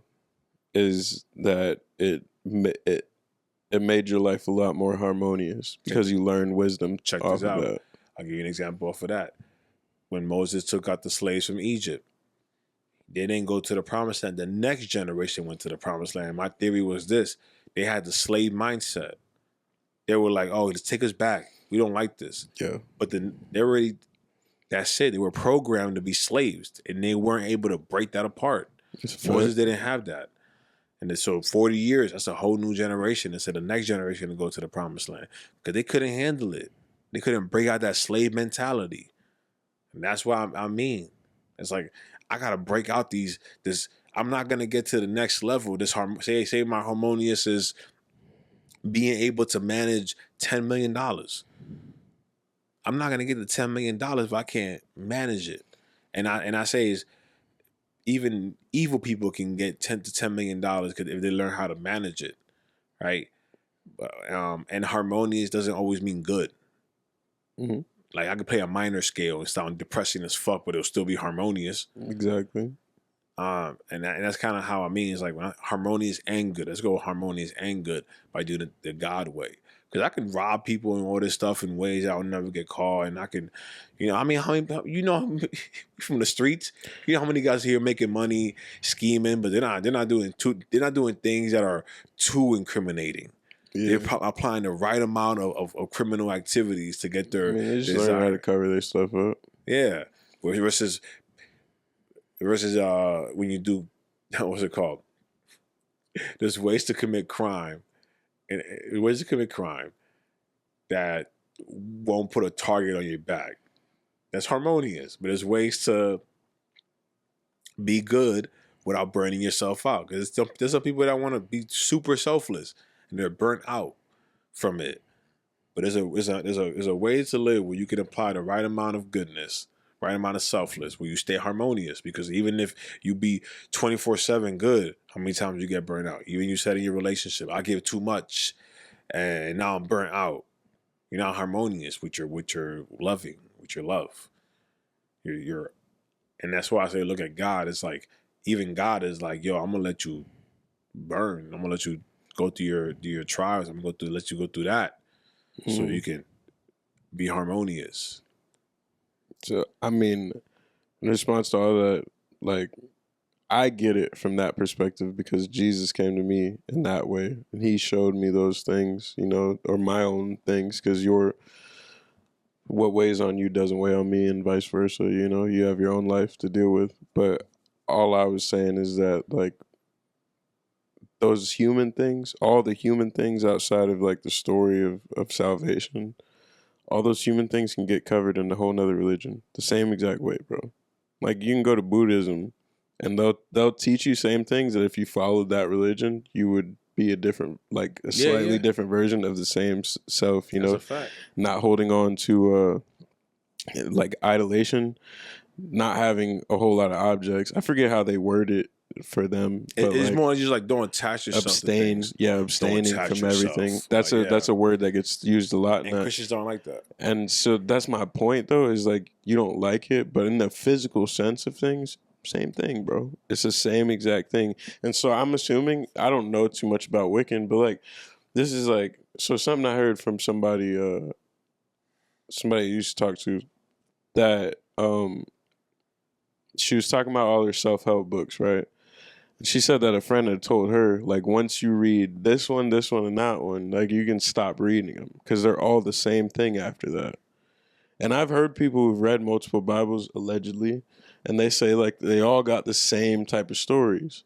They all have the same type of things. And so that's why I'm saying to you, like, as far as the harmonious living and this natural human element, there are 1,000 ways you could learn how to live harmoniously. Like there's Japanese, the 7, I've got it in a picture somewhere on my phone, but it's like the 7 things they live off of. Like they're like Kaizen is one of them, and then another one like is talking about the peace in life, and like there's multiple philosophers. That's all you needed was a philosopher.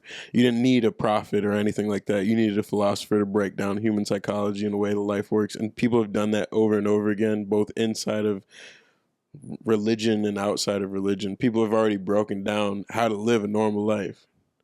Now, the other side to that is salvation, that after this life that has to end, and then what's next. That's the only difference to me that Jesus brings. Now, I choose to believe in Jesus, but I told somebody else, like, I don't even think about heaven. Like, I never think about heaven. When this life is over, I'm gonna be just glad I ain't gotta stress no more. Like, too, I'm straight, bro. I don't know what heaven or hell is like, but I know I ain't gonna be in this bitch no more. You know what I'm saying? So like, it is what it is, and that's not me saying like I don't want to go out and like love my life and stuff like that. But like, I'm just saying like, there's a lot of stress that comes with being a human, and whatever's after this, I'm okay with. So like, there are some people who live on Jesus because of heaven, and I'm saying I'm not that. But if you want to get real about it, there are 1,000 ways to teach you to live the way that Jesus lived without teaching religion. I guess. Oh, I looked at what Wiccan was. Before that comment, it's not Jesus. That's not the only thing about Jesus about heaven. That's not the only thing that makes Jesus special. Is heaven. It's also he's the only one that tells you to love your enemies. There's no other religion that says love your enemies. That's why I fuck with him. But Wiccan rule.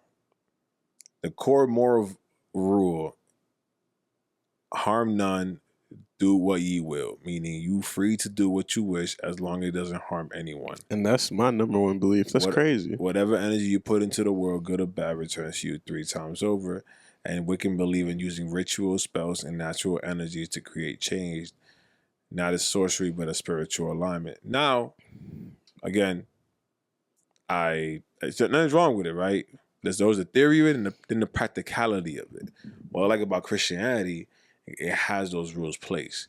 Now, the only problem I really have with Christianity is the whole homosexual thing, because I feel like no hate towards. I looked it up. My reading on the scriptures that people use to defend that, I don't believe I read it the same way they do.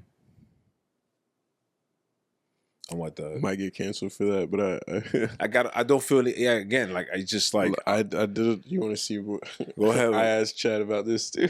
It's like I'm being told like, yo, we don't support that or blah blah. Because I'm like, bro, it's like there's gonna be something God's gonna have to come down and convince me and tell me, and I don't want to. There's no like, oh, you're not listening, you're not following. No, I'm waiting, bro.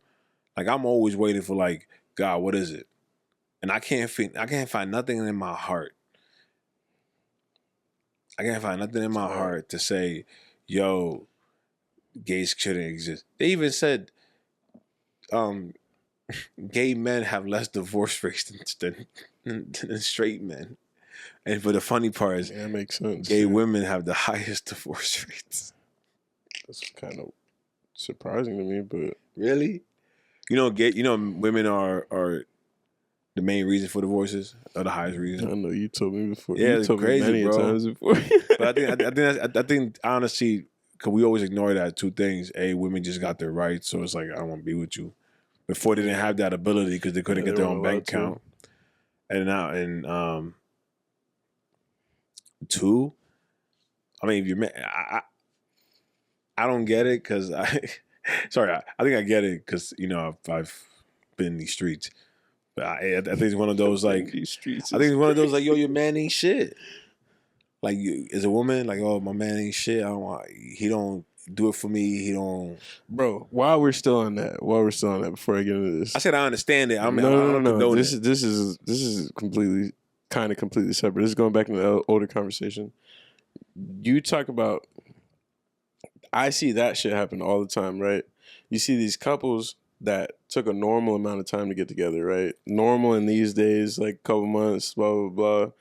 They start hanging out and they did all this life together type shit. And then they end up in a relationship where they're like married and have kids and then hate it for years. And I gotta be the friend because I'm the friend that's all ears. I'm the friend that everybody lays their stress on. I'm that guy for everybody. So then I get to hear how much like they don't like their relationship for years. And then they fall out. And then they don't want to be together. So what was the point of all that time? Why couldn't you have They figured gave that up. shit out earlier? They gave up. No, they gave up. They choose to give up. So you're saying that time is irrelevant then? I'm saying they made the choice. They weren't giving up until they gave up. And so would I be wrong to say that it doesn't matter if I give my all? And when I say my all, let's not act like I'm saying, oh, I'm gonna go buy you a house, or I'm like necessarily trying to live together. But like I feel like those things to me come at a practicality point. Like if it's practical for us to live together because it's saving money I or think like things like that, then that's cool. But I'm just mean like giving all of myself to a person as far as like being raw, not holding back, because I think that these are the things that I'm talking about. In those relationships I see a lot of, it's a lot of like they was cool, but they wasn't like really giving themselves at the beginning of the relationship. Why? Because we were just dating. I couldn't really let this person know who I was. I don't want to be like that. I want to get that shit out the way. Because if I don't like you in a month, I don't want to talk to you after 2. Like I think honestly, those relationships were just like they even like we just dating. They don't know how to have that intimacy. Like I had to develop intimacy with Natasha and like to build it from scratch. And my thing is, even with your earlier thing, is like that's what I was trying to say. Is like it's who you are, and there's gonna be a woman out there that's gonna be like, you just got to find that right woman, not the woman that you attract, but the woman that appreciates that. But you're telling me that as far as my situation. What I'm saying is zoom out of my situation and look at the world. What does that time in waiting and holding back, what does it actually serve you? Not that holding back. I'm saying that's who you are as a person. Some people. I'm asking you, what does it serve you to not give more at the beginning of the relationship other than Can you keep it not up? getting hurt? Can you keep it up? Can you Some keep what people up? do that because in the beginning, that's my only thing. Some people in the beginning give it their all, and then 2-3 weeks later, it's like a stock. It shoots up and then goes all the way down now because they got bored. Because they feeling it's not real? Well, they got bored. Yeah. And so that's my only thing is if that's who you are 100% all the time, then that's who you are. I got to hold back. That might not be who you are. I mean, bro, I got with her and someone could have said you should have waited or all that stuff. And it's like, we don't know. I say that now because it sucked. Nigga, you did wait. You did wait. I didn't. I mean, you waited a lot longer than what I would have waited. I was chasing. It wasn't waiting. I was chasing. It was an active chase, right? I was like, what's going on? She said, because she just broke up with her ex. Mm-hmm. You got to realize she just broke up with her ex. I said, man, I'm the type of dude that's like, oh, I know this stock going to blow up. So you buy it now. You don't buy it when it's about to blow up. Yeah. You buy it. So I'm like, oh, it's about to blow up. Yeah. So I'm like, I'm waiting. She said, I'm still healing. She just broke up with her ex fresh. I can't rush her in that. So it'll be different. And she's like, it'll be different if she's like, "Oh, I'm waiting. I'm healing," and then she's talking to 7 other guys. I was the only guy she was talking to. Yeah. Because I make sure, bro. I'm observing, bro. And the crazy part is, all my homies, nah, she's talking to other guys. Don't even know the situation. Just assuming based on their previous situation. Based off the world right now. Yeah. And she wasn't. Bro, when I was in that situation of like, we're just I don't do the dating shit. You know what I'm saying? There's no, I mean, yes, I date, but at the same time, like, bro, either I'm treating you like you're an important person or I'm treating you like you're a side quest. You pick. You know what I'm saying? Like, I don't have an in between. You know what I'm saying? Like, I either trust you or I don't. And I think it's just like, it's a good foundation. Like, so people are following the foundation that typically works. It's because they go to church, and then they find a girl in church, and so, but they found this relationship in church. I need to do, so bro. not, but I'm saying they're dating based on the church's standard, based on how the church handles dating. That's their culture. And that's what I mean. I didn't get my wife through the church's standard, or culture. So why would I operate based on the church's culture? My mom got her husband in the church, in her church. So they operated based on that church culture. Because what if they did it? What if they did it some other way? Church is gonna judge them. You can't do it that way. What the fuck does that have to do with you and her though? What do you mean? I'm trying to understand how this comes back to how I'm you saying, and her relationship. No, I'm saying me. I did it my way because I didn't do it based on somebody else's standard. I'm saying the church has their own standard. Depending on which church you go to, they'll have a standard for dating. Because you have the priest will tell you this is how you're supposed to do it, blah, blah, blah, blah, and then you operate based on that. Because if you do it you do it another way, and you tell people that, they're gonna be like, "Yo, they're gonna throw shame on Pastor David didn't say you could do it that way." But I don't give a... Yeah, exactly. But guess what? Now you get banned out the church. I don't feel that way, bro. And that's the reason why I say, like, you gotta be if you're a Christian, your understanding of the Bible fed through another man is their understanding of the Bible.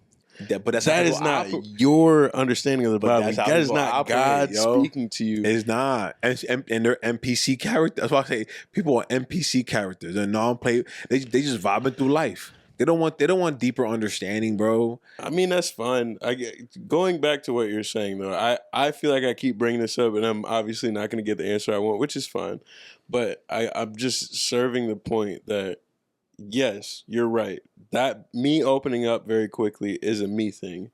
I personally believe that the not opening up quickly thing comes from y'all motherfuckers don't want to be hurt. It's the same way that you're like, I just want love. Stop roughing me up. You know what I'm saying? I can agree with that. To me, but the question I keep on asking is if you take personalities aside, what way is better? You think it's it's subjective, man. But it's subjective in what way? Because you haven't given me an actual pro to waiting. No. I'm saying if I have a temptation, because I told you I get bored easily, and I told a girl before, I said, yeah, this. Blah, blah, I love you, and I got what I wanted, and I got bored like a month later, and I was like, okay, I'm done. But because she didn't make me chase. Maybe with Natasha making me chase for 11 months, I started putting value in this relationship. I said, damn, I put 11 months in this already. Because at that point, at 11 months, I said, yo, I don't want to chase you no more. Doesn't that serve my purpose? Doesn't that serve my point? For what? That time, all it does is make it so it just adds up more times for you to either say, like, fuck it, I'm trying to go, I'm leaving, or committing. Or say this out, I'm not done. So 11 months, I told her, yo, I can't do this anymore. Let me finish. I said, I'm out. A week later passed by. She said, can I pick you up? I was in New York. She said, can I pick you up from the airport? I came back to Florida. She picked me up. We went to the restaurant. And she said, yo, I love you. I want a relationship. I want to be your girlfriend. And at that point, I was already done with her. I was like, I'm done. But because I put those 11 months in, exactly, it came back and I was like, exactly. I said yes to it because I put those 11 months in. Exactly. So I'm trying to, that was the pro. You said, what's the pro of waiting? That was the pro of it. I was giving you a pro example, but I'm saying if you a type of person like you, Kay, because me and you different, right? Because I'm learning from you. I like how, because you the type of guy that will be around your chick the whole entire time and not want to strangle her. You know, preferably. Yeah. like I had to learn how to chill with my chick the whole entire time. That wasn't me, because you will say that. Oh yeah, I love spending time with her. Oh, I love doing things with her. I planned this event here. And I'm like, bro, you been seeing her every day. Yeah, man, I just I like it. Yes, nigga, because that's my life. And I'm like, yo, that's not me. I'm like, yo, leave me alone. So what you're saying is you had to slow roll because you had to learn how to be the person that you needed to be in the relationship. I'm saying I had a slow road to learn how to. I had a slow road because I'm so if I get it quick, I don't value it. Now that we got the more time that I spent, the more valuable it became to me, and I don't want to let it go. But if I bet you, I think if I got it at month 2 or month 3, I would be like, I give up. And you know what? Maybe that's the reason why I need to find a woman like me, because that shit to me sounds terrible. And that's what I'm trying to say. To me, I'd be like, don't be with me then. That's what I said. It's subjective, bro. No, it's for real. Because and that's what I said. God, that's coming from God. Because remember, I pray to God like, yo, I want a wife. And so that's what I'm trying to say. For me, it's like God was like, yo, that's what you need. You need to chase. You need to put more value in this. Because now we got a kid. Now we got 2 houses. Now I'm in my master's. Now she got the business. Now I can't break this up. There's just too much value in it, bro. Yeah, I got too much to hold on to. You don't need that. You're like no, I run away. That shit, no, that shit makes me run away. Like I feel that I've been in long relationships before, and I feel like the more and more that I have to tie me to the person, and then the feeling's not there. Like that's the pressure I feel is that right there, not from me, but from the other person. Because I'm like, yo, this bitch only with me because the house is in my name. The bitch is only with me because I'm putting 1,000 in the house.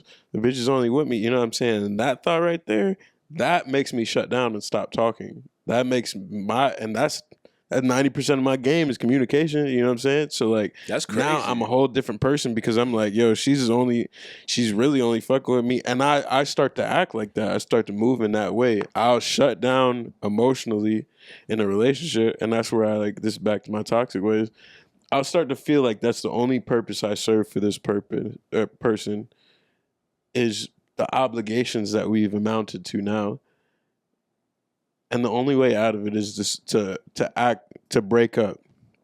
And all I want is for this bitch to show me some respect. You know what I'm saying? All I want is for this bitch to love me. You know what I'm saying? What about me to me? And now I have this clouded judgment of like, oh, our responsibilities.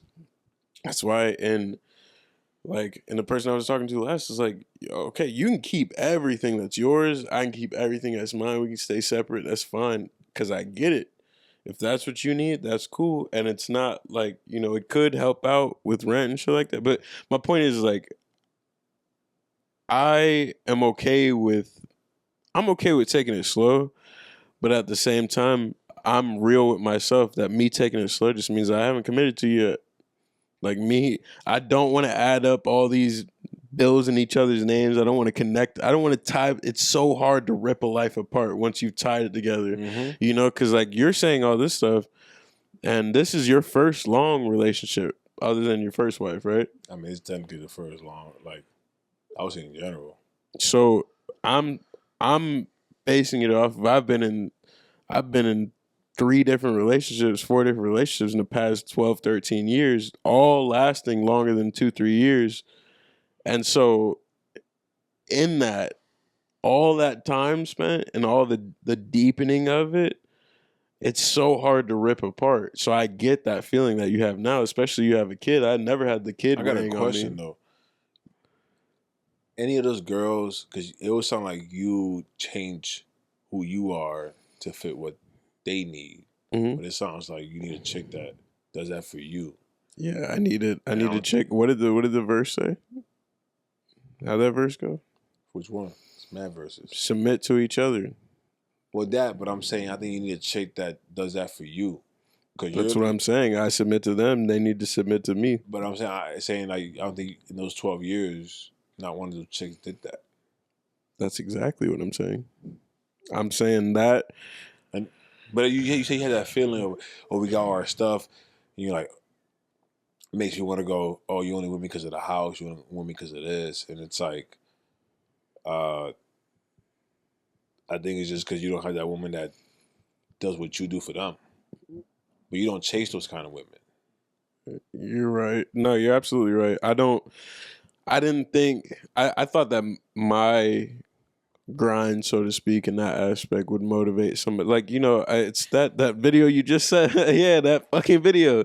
It's like, okay, I figured if I put this much energy out, that'll inspire you to put that much energy into me. But that's not how people work. People can give a fuck less. People have their own mentality. And this is not, I've been with some pretty good women. You know what I'm saying? Like, these are these are women that if I had a different mind state and they had a different mind state at the time, I'm sure we could have worked something out. And that goes back to the whole quitting thing. There wasn't a kid in the way to stop me from leaving, or stuff like that. There wasn't a house that I owned to stop me from leaving. Mhm. So there's a lot that's different, but in the sense of time, I feel like I spend all that time, and the only thing it amounted to is weighing on that final decision: should I stay or should I go? And I don't like that feeling. You seem to have welcomed that feeling. Well, I think God knows who I am. Like it's like people might look at me and go, "Bro, I would never live that way." Bro, that's you. Like I'm not trying to be you. I know. Yeah, there's niggas that wouldn't live like me either. Yeah, and it's like I know for me, I have a tendency to run the fuck away. You'd be like, bro, you've been talking to her all day. Yeah. Like, bro, that's my girl. Like, oh, why? I like her. Fuck. But I have a tendency to run the fuck away, bro. I did it with my relationship my first time. I got too hard. I was in the military. Had a kid, and so I had no time to myself, like to be free and not operate within these set of rules. Because when you're single and not in the military, you can do whatever the hell you want. Yeah. And so I crashed out one day. I basically just crashed out a couple of times. He said 32, same night. And so it's the same thing. It's the same thing happening again. I got. It's like God, whatever you're weak at. Sorry, God's gonna give you the opportunity to overcome it. It's a fact, bro. And it's like the second time you do it, it's like level 10. Like it's like the first time to overcome it is the easiest time, but then you get the same challenge the second time, and it's like 10 times harder.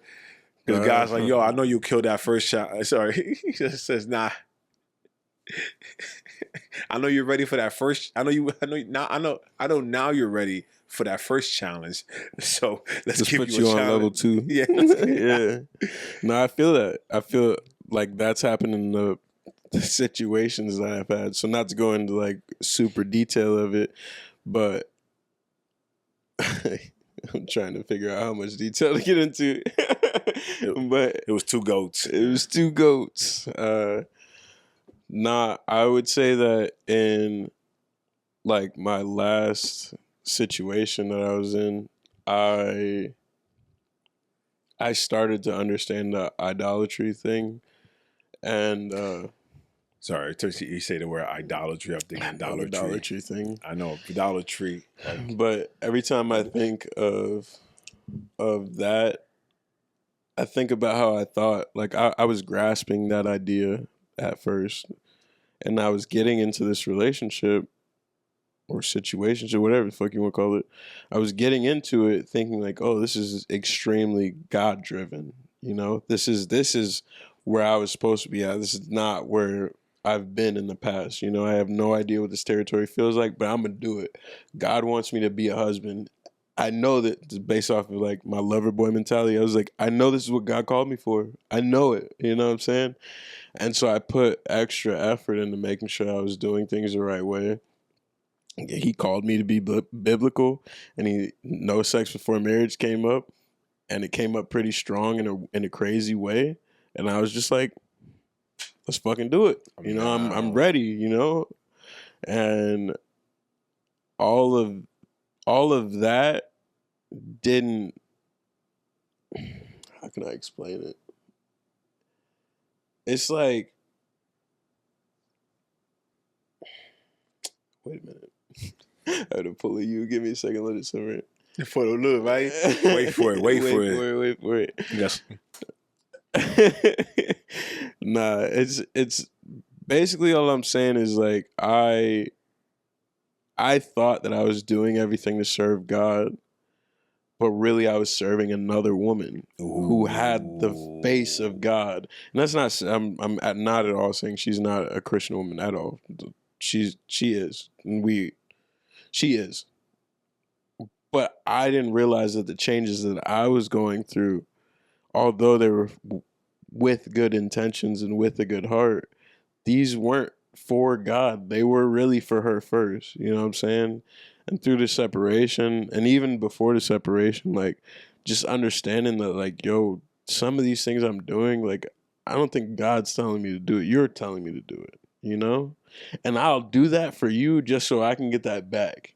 This goes back to that reciprocation thing because I think that's how a relationship should work. That shit don't work. But it doesn't fucking work. No, because my emotions are my emotions. My connection with God is my connection with God, and yours is different. And I had to understand that. I'll even say this because, like, if they're not conditioned to do that, like, I'm conditioned. I'm a reciprocal kind of person. I'm conditioned to reciprocate energy.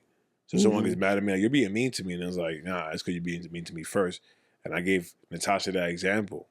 So you're mean to me. It's like, nah, you have a mean personality. I'm not calling you a mean sorry. You have mean tendencies. Let's go with that. Yeah. Mean tendencies.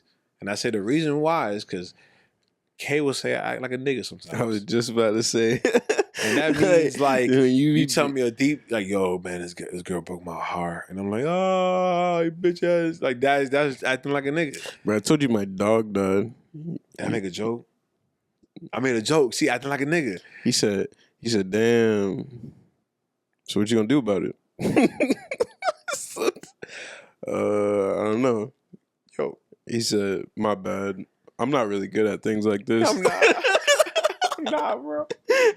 So I said, you know what? At least you're honest. I'm gonna hang up right now though, because I can't deal with that.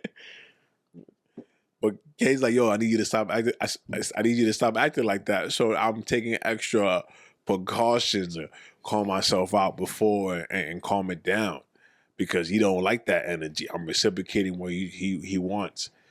But Natasha, yeah, because y'all be doing that talking shit. I come from the land of let's not talk about it, let's scrap about it. You know what I'm saying? Like, I shut down when I get mad. I shut down too. I shut down verbally and I just start, crying and fighting.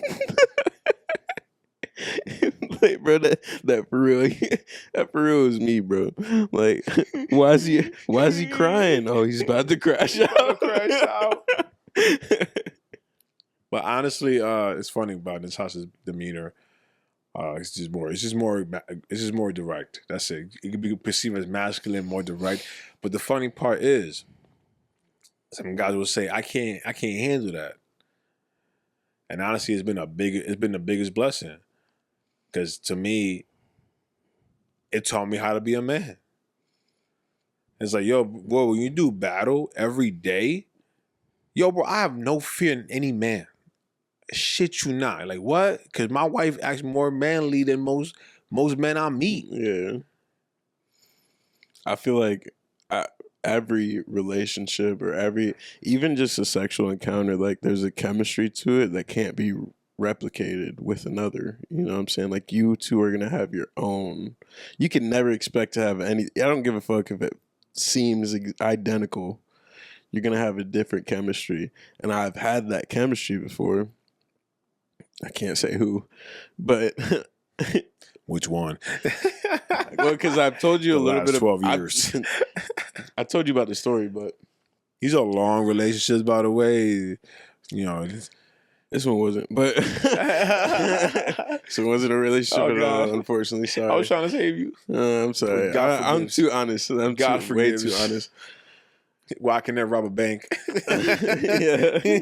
Look at this money I got. Like, hey, so I gave half of it to charity first. It's inked up. But no, so I got challenged a lot by this female. You slapped her, right? No, I'm not that guy. But no, bro, she'd get, especially when she drank, she'd get fucking belligerent, bro. we went to the beach one time. She's like screaming at me, top of her lungs. You know what I'm saying? Like she had that type of energy.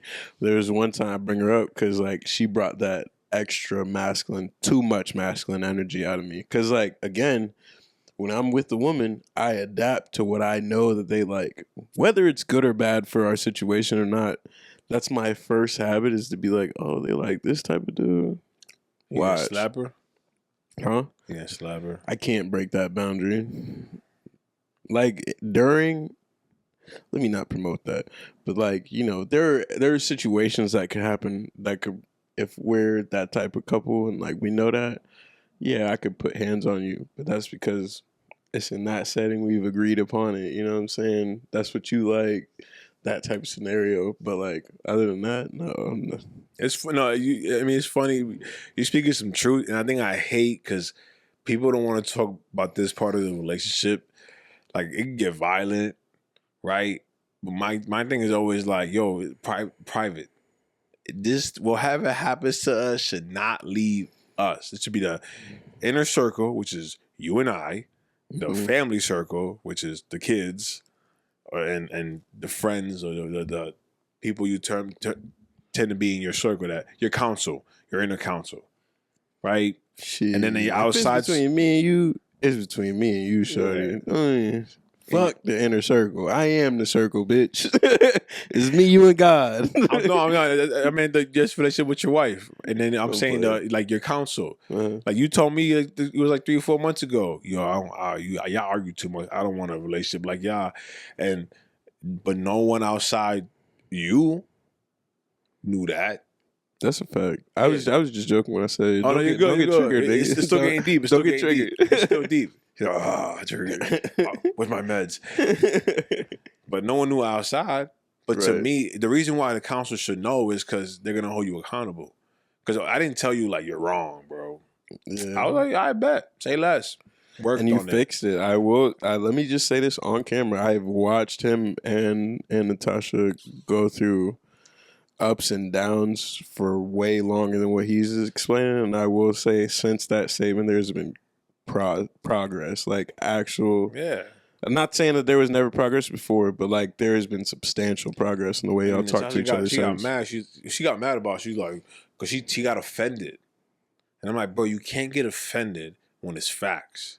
It's like, well, we do argue, like, and it's like, yeah, I'm okay. I'm okay with letting it happen in front of my counsel because they can know my private business. Like even right now, I'm admitting on camera because it's fixed. But I'm not gonna. It's fixed. Just But you know what I'm saying? I can admit it on camera because it's fixed. But I ain't get mad about it because it's fact. I say just watch. Hey, don't worry about it. Don't worry about it. It's like if someone call you broke, like, oh, you broke ass. Don't worry about it. And when you got money now, and you come back, not like don't worry about it. I heard him. I heard the tension on the phone when I said it. It was actually what was you said it, and another person said it too. Yeah, that's when they clicked. I was gonna say because when I said it over the phone, I remember hearing the tension. He just stopped. He was like, "For real." All right, whatever. Yeah, and you started the niggas ain't shit, and just like like as if what I was saying wasn't irrelevant. But I heard the pause. I think I heard the long pause, and I was like, oh, he felt that one. I thought he was gonna get mad at me. Nah, because I mean it's just facts. But I'm like, it's just us. You got your shit. I got my shit. We just different people. It's facts.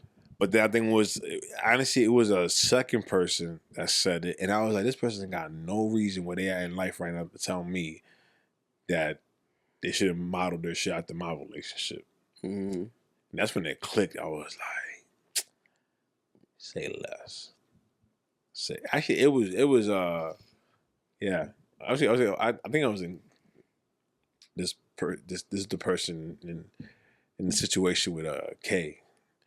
Because the reason why I say that is because I went into competition mode, bro. I ain't gonna lie to you. I went into competition mode. I ain't gonna lie, when shit for you started going south, I was like, man, fuck you, dog. I'm sorry, bro. I'm so sorry, but I was like, yeah, what now, nigga? I didn't say that out loud. I didn't say it out loud. Doesn't make But me I feel told any my better, wife. bitch. I told my wife. You know what I'm saying? My wife and God. Sure, she was happy too. I was like, nah. Well, because I'm happy she calmed down, but that was a lesson for her. I was like, look, you just can't get mad if they say, just gotta prove them wrong. And honestly, if it's your counsel, you gotta listen, bro. You can't just if it's a stranger, fuck them. I don't give a shit. I don't give a fuck about you. But if it's your inner circle and they say some shit, take heed. Even Jesus had 12 people. Like, take heed. Oh, okay, well, what is it about it? Da da da da. I'm always keeping in the back of my mind because Kay said it and another person said it. It's a pattern now. But if Kay never said the first one, you know what I'm saying? There'll be no pattern. So yeah. I mean, it hits you. It hits you and you listen. That's the thing. Is that I feel like, like you said, you can't get offended. And that's like really with anything. Like, getting offended just means that your feelings got hurt. And whether your feelings got hurt, completely irrelevant to the growth of the situation. God don't care about hurting. God don't give a He fuck hurt my about hurting so your many feelings. times, bro. Yeah, in that situation, God did not give a fuck about my feelings, bro. He said, "Oh, you think you've handled idolatry?" Which again, I was just on the cusp of understanding that. Oh wow, I've been idolizing the women in my life forever, and I thought that was a good thing. But now I have you that I'm supposed to be putting first, and I realize that you don't change. These bitches change. These bitches change, and that's what normally happens with me. I say, in damn near every real relationship that I've been in, it'll be we get together, my emotions run deep quick.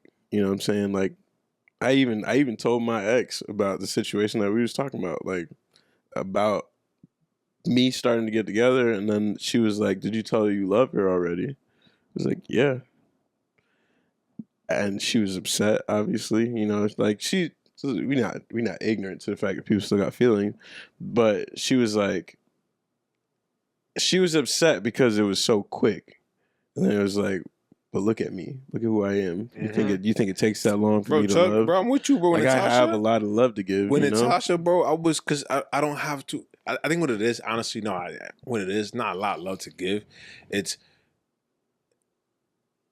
I'm picky. Like there's back in the days, there's booty call, and then there's you gonna be my girlfriend, you gonna be my wife. Like there's that separation. When I open my heart for that, now it's open. Yeah, but that's just you. I've opened that to booty calls. My first ever long relationship. Freeze at first. Wait, for a booty first call? ever, my first ever long relationship you told was booty me in high school. Listen to me, because it gets worse. It gets worse, bro. Hey, listen. In high school, bro, I leave because I'm the only reason I really even get with her to begin with, right? And I'll explain the next relationship after that too, because it's somewhat similar. This is my point. I got into the situation thinking like, yo, side piece, just finna, I'm trying to take somebody to prom. You know what I'm saying? I waited too long to figure this out. It was either prom or homecoming, one of the two. But I was like, I'm gonna take her, I'm gonna smash, and we just gonna go back. Because the only reason I'm even hitting you up is because you hit me up. Somehow she got my number, somehow she texted my phone. So I'm like, you know what? Fine, you know what I'm saying? Whatever. I'm supposed to just link up. I link up. We don't fuck. Wasn't allowed to. She was very, very Christian. Anal. Huh? Anal? That came. That came. A couple years later. I think we're the only people like I love God. God is so great and fantastic. Let me tell you about the side piece I had. Let me tell you. Nah. This is a bad decision, bro. That's like I don't want to have shame. Listen. Oh, my bad. 9 months. This is why I say I don't do that waiting shit no more. I waited 9 months. She put on a facade for 9 months. Then I move her up to Ohio with me from Florida. She comes from the same high school I went to. Moved her up to Ohio with me. All that love shit out the window. Now it's a contingency plan on like we're living together. So you need to pay bills. I need to pay bills. blah, blah, blah. All that shit changed. Why? And that was the slowest relationship I've ever had. I waited 9 months. I went into long distance. So we had no time together. All we had was text. All we had was communication, getting to know each other, all this, nothing. That was the worst relationship I've ever been in. That was the relationship where she, 5'1", is snatching me up by my wife beater, trying to pin me against the wall. And I liked it. It was kind of cute. I ain't gonna lie. I'd just scoop her up and be like, put her against the wall. Like, I'm leaving now. Yeah. Excuse me. Natasha tried to do that shit to me, bro. Because I'm like, yo, I'm 240 pounds. Like, why do you think you can? You're like, bro, I don't care how big you are. I'm telling you right now, women, yo, I swear to God. That's what I say about the, like, men. I think that's what Paul put that in the Bible, because he knew, like, women can get away with things men can't. Because women are smaller, they're cuter, they're, right, softer. Yo, Some of man, some of them. You seen that bitch in bare knuckle boxing this weekend, dog? Okay, I'm talking about biblical time. I'm just saying, this bitch is a bare biblical knuckle warrior. Bitches, like, there was no bare knuckle bitches back in the Bible time, bro. But She like, looked like her name Buffy the Vampire Slayer. Oh God, I not seen her. Xena looking ass bitch. Nah, Xena. Sorry. Nah, you wouldn't. My flesh. No, it said Xena. Oh, Xena? Yeah. Biblically, I would. Biblically. Yeah. He's married, court, My fault. I didn't mean No, I was making a joke because I was like, I think the Catholic side joke, but I think the Catholic Church has declared only one sexual position to be holy, and the rest sinful. I don't think I'm not. Let's chat. Chat is did the Catholic Church deem different sexual positions sinful? I swear to God, bro. I think. Let's see. Nah, you're not on that.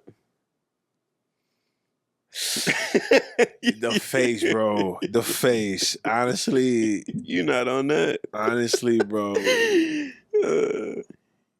Is that fake, bro? That shit's scary. That shit right there. That's a dude. Yo, chill. And when I say dude, you gotta understand when I say dude. Like, when you look tougher than me. She definitely is tougher than you. That's what I'm trying to say, bro. You gotta watch this. Like, dude energy. My fault. She got dude energy. Sorry. And some guys might like that. Real Dom energy right there. Yes, that's for Dom energy. Some guys might like that. I'm not that one. I'm not that guy. You gotta hear it smack, bro. Oh my God. Did you hear that? Yeah. Sir, calm down. See, that's her winning? Yeah, bro. Look at the nose. Oh. Look at the nose now. You see the it's broken. It's broken. Look at that. Wiped her shit. Oh my God. Broke her nose. Oh my God.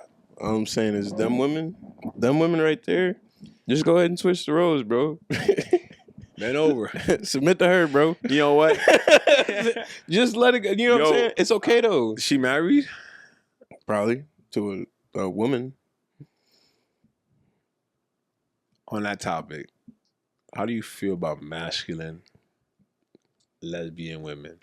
The butch. Masculine lesbian women? The reason, let me be more specific, because there's always two approaches when I hear about masculine lesbian women. The first one is they want to be the man in the relationship. The second one is I'm still a female. I just like dressing like this. And I like the second approach better, honestly. Because no matter what, even if you play the stud or the man, biology says you have estrogen. You know? How do you feel? I just want to know. I feel like you can say the whole estrogen thing. There's niggas like Derek Lewis, who's a fucking manimal of a man. You know what I'm saying? Like he's big as fuck, looks big as fuck, dark as fuck, knocking niggas out. And he's got low test levels. So it's like, How much does testosterone count for how big and brolic this nigga is? He probably would have been bigger if he. I mean, that's what I'm saying. So how much did it? Well, How much did it attribute? I say estrogen because it's like you're still gonna go through that menstrual cycle. You're still gonna go through all that feminine thing. So I think I actually that'd be one interesting interview to figure out for a stud. Is like, okay, that's been a relationship that's married to a female and is playing that man role. How do you deal with it?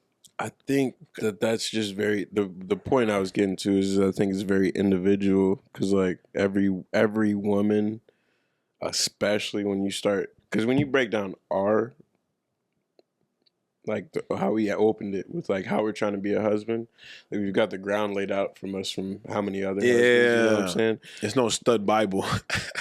It isn't, but it's crazy. But we have like pre-notion in our head like a certain type of man that we want to be that we've seen, and I feel like as a woman who's like deciding to go that route, like you don't have this goes back to the Wiccan thing, like just go. That's the reason why like we didn't go back into explaining it, but one of the rules was like live free and don't hurt anybody, right? And you're like, it doesn't tell you how to do that. I think that's beautiful. Just go do your own thing. I don't trust you. You don't. Yeah. But that's the bad part, and that's what Jesus brings into it: is that humans aren't meant to be trusted. So telling them to go rely on themselves means that they're going to hurt you. But that's the. I just want to have orgies. What does orgy hurt anybody?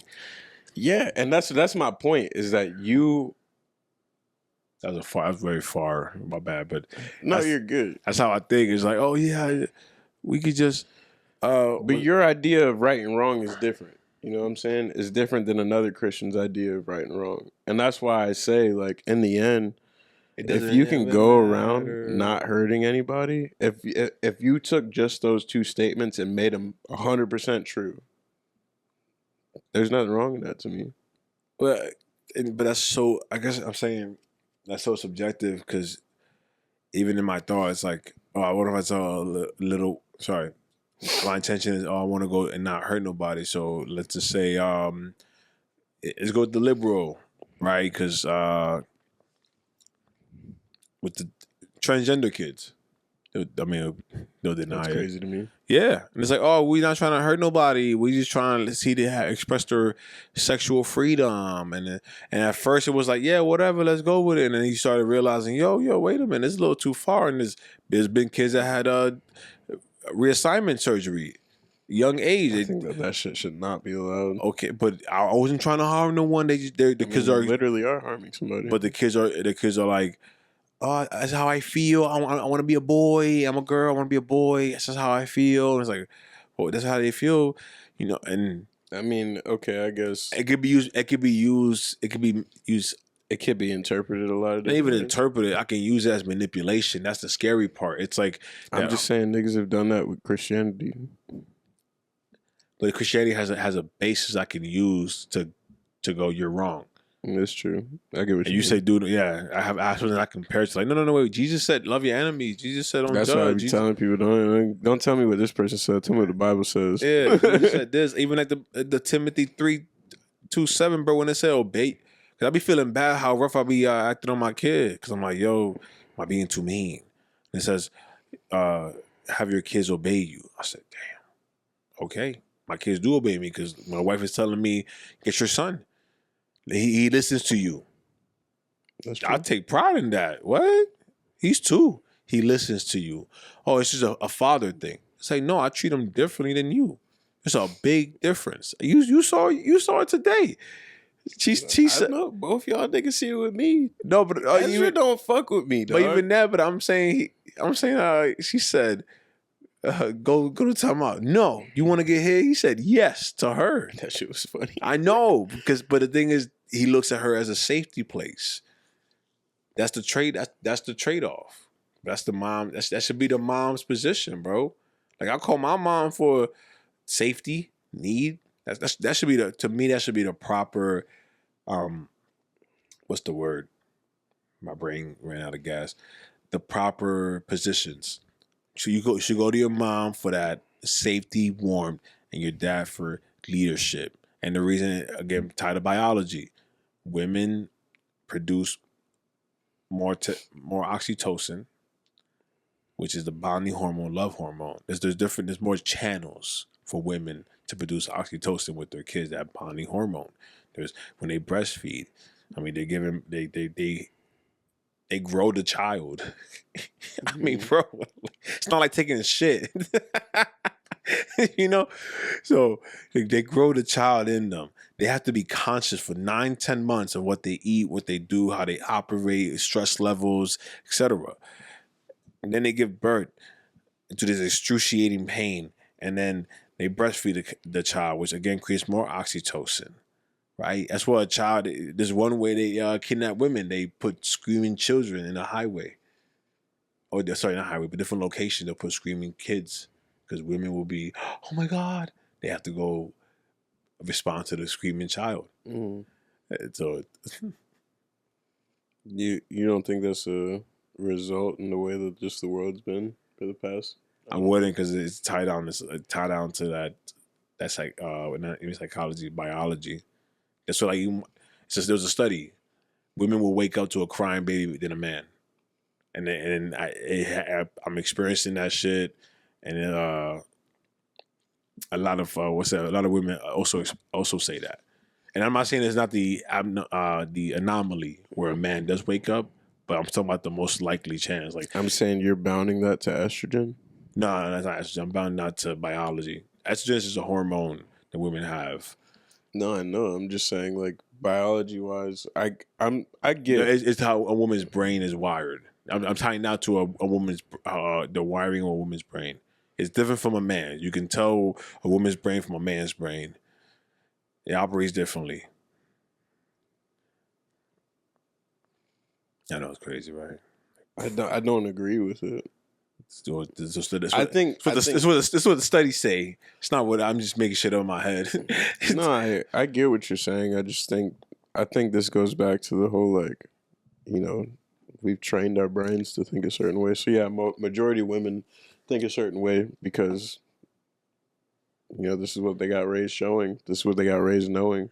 Like, this is, for all of these years, they've had to be the one to take care of baby while men went out and fought wars. I'm going to be disagreeing because Natasha, when it comes to, like, certain thing, when it comes to the baby, like, that, how I grew with my mom, she did not show that at all. But when the baby's crying. Yeah, but did she come from any of her, like. She came from foster care. Like, no dad was in the life. That. Mom got domestic violence abuse. It wasn't no mom and dad thing. So she didn't have to deal with all that.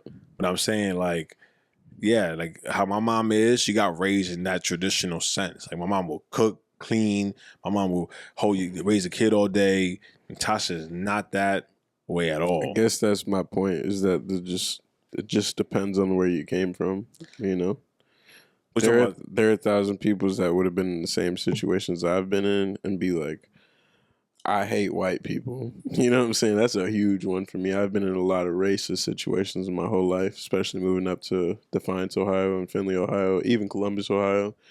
I've dealt with a lot of racism.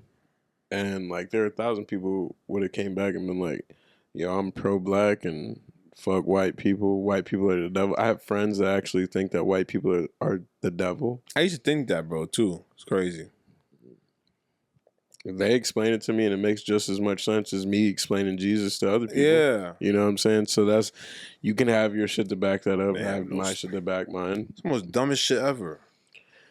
When they explain it, it sounds good, though. Like, it does make a lot of sense what the Europeans came here and they ate our blood and our thing, and it's like, hey, bro, it's crazy, but so is Jesus dying and rising up from the dead. I agree with you. I do, but I'm not gonna live my life. I guess that's what it is too. It's like, I don't want to live thinking that way. I really don't. What, morbid? Not even I guess morbid in that sense. Like, black people. I don't like thinking that anybody's more superior than another, and this is the reason why I go back to the whole men and women thing, thinking differently. Yes, it's undoubtable that most women think, like you said, there's always that anomaly where, like, a woman doesn't think like a man, or does think like a man. But my point is like that shit to me has very little to do with the actual woman part. Because like think about the boys who grow up and they didn't have no father, they didn't have no brothers in the house or anything like that. It was just women, just like one boy, 3 sisters, and a mom. Mm-hmm. They different. What does he act like? A bit. No, I'm kidding. Ah. I'm kidding. He acts More- like a lot more feminine. Yeah. Why? Because he got nurtured in that. He allowed it to nurture him. You know what I'm saying? Now he could have acted out his nature. He probably could have, been like, I'm going to football, mom. Put my video games down, mom. No, I seen that, and I think the benefit of that, well, in that when I seen it, it's they know how to talk to a woman. They know how to like, yeah, I was gonna say that they know how to talk to a woman in a sense of like of that way, where it's like I had sisters, so they understand. Then women sometimes, yeah, in that right. way. But then sometimes you see that that's really the only way to know how to talk. It's like sisters. But that's where Like- the father's supposed to come and play. Because he teach you how to talk to a woman in a way that like is attractive. It's not, not like And then when Natasha is like, even with the coquette, can't stand y'all hoes. for real.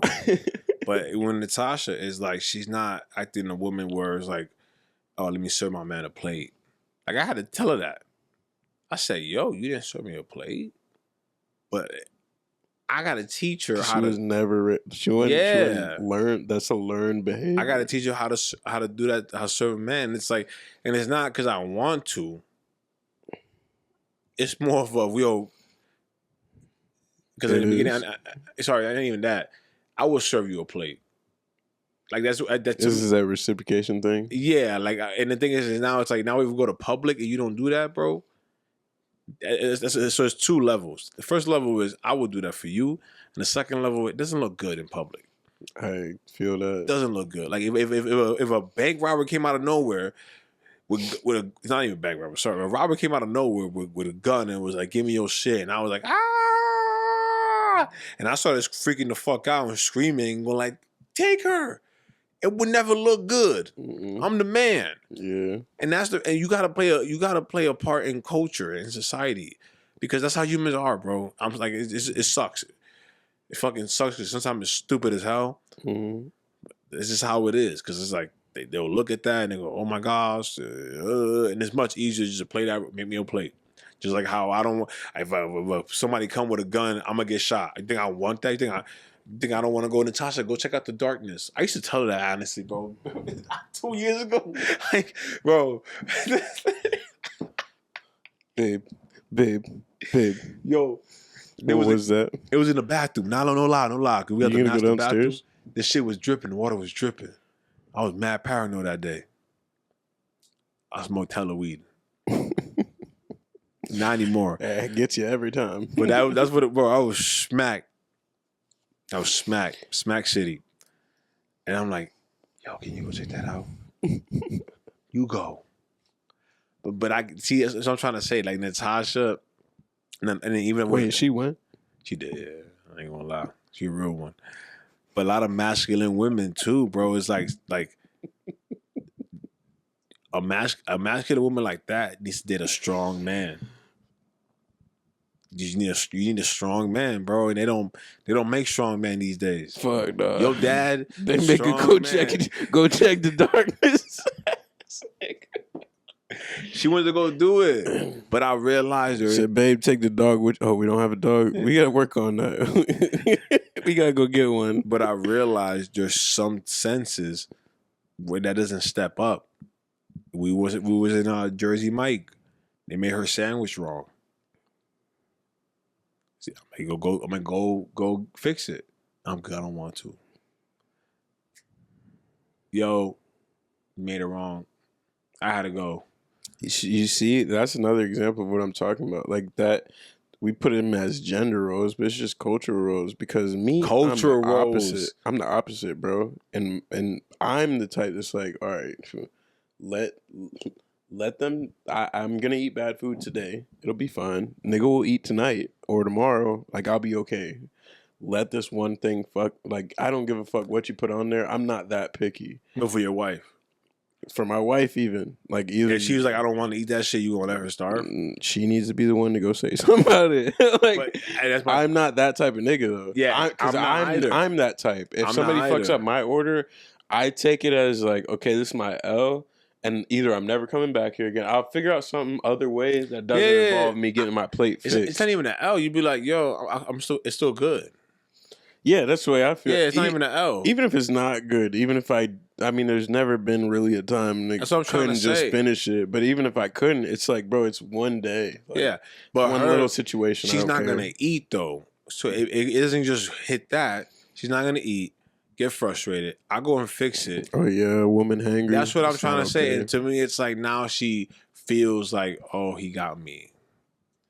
Like, nah, I got leverage. I want to sound bad, but I got leverage. Like, yeah. Like, well, how I got leverage? Mm. Oh, because I'm like, yo, what you call? I set the fuck. Well, you couldn't set the fuck up, right? Because you didn't want that food. It's leveraging what though? I get it's provider, leverage, but like what's that? Provider, man. You know, more reasons to submit. Like, you, as a nigga, I stepped up.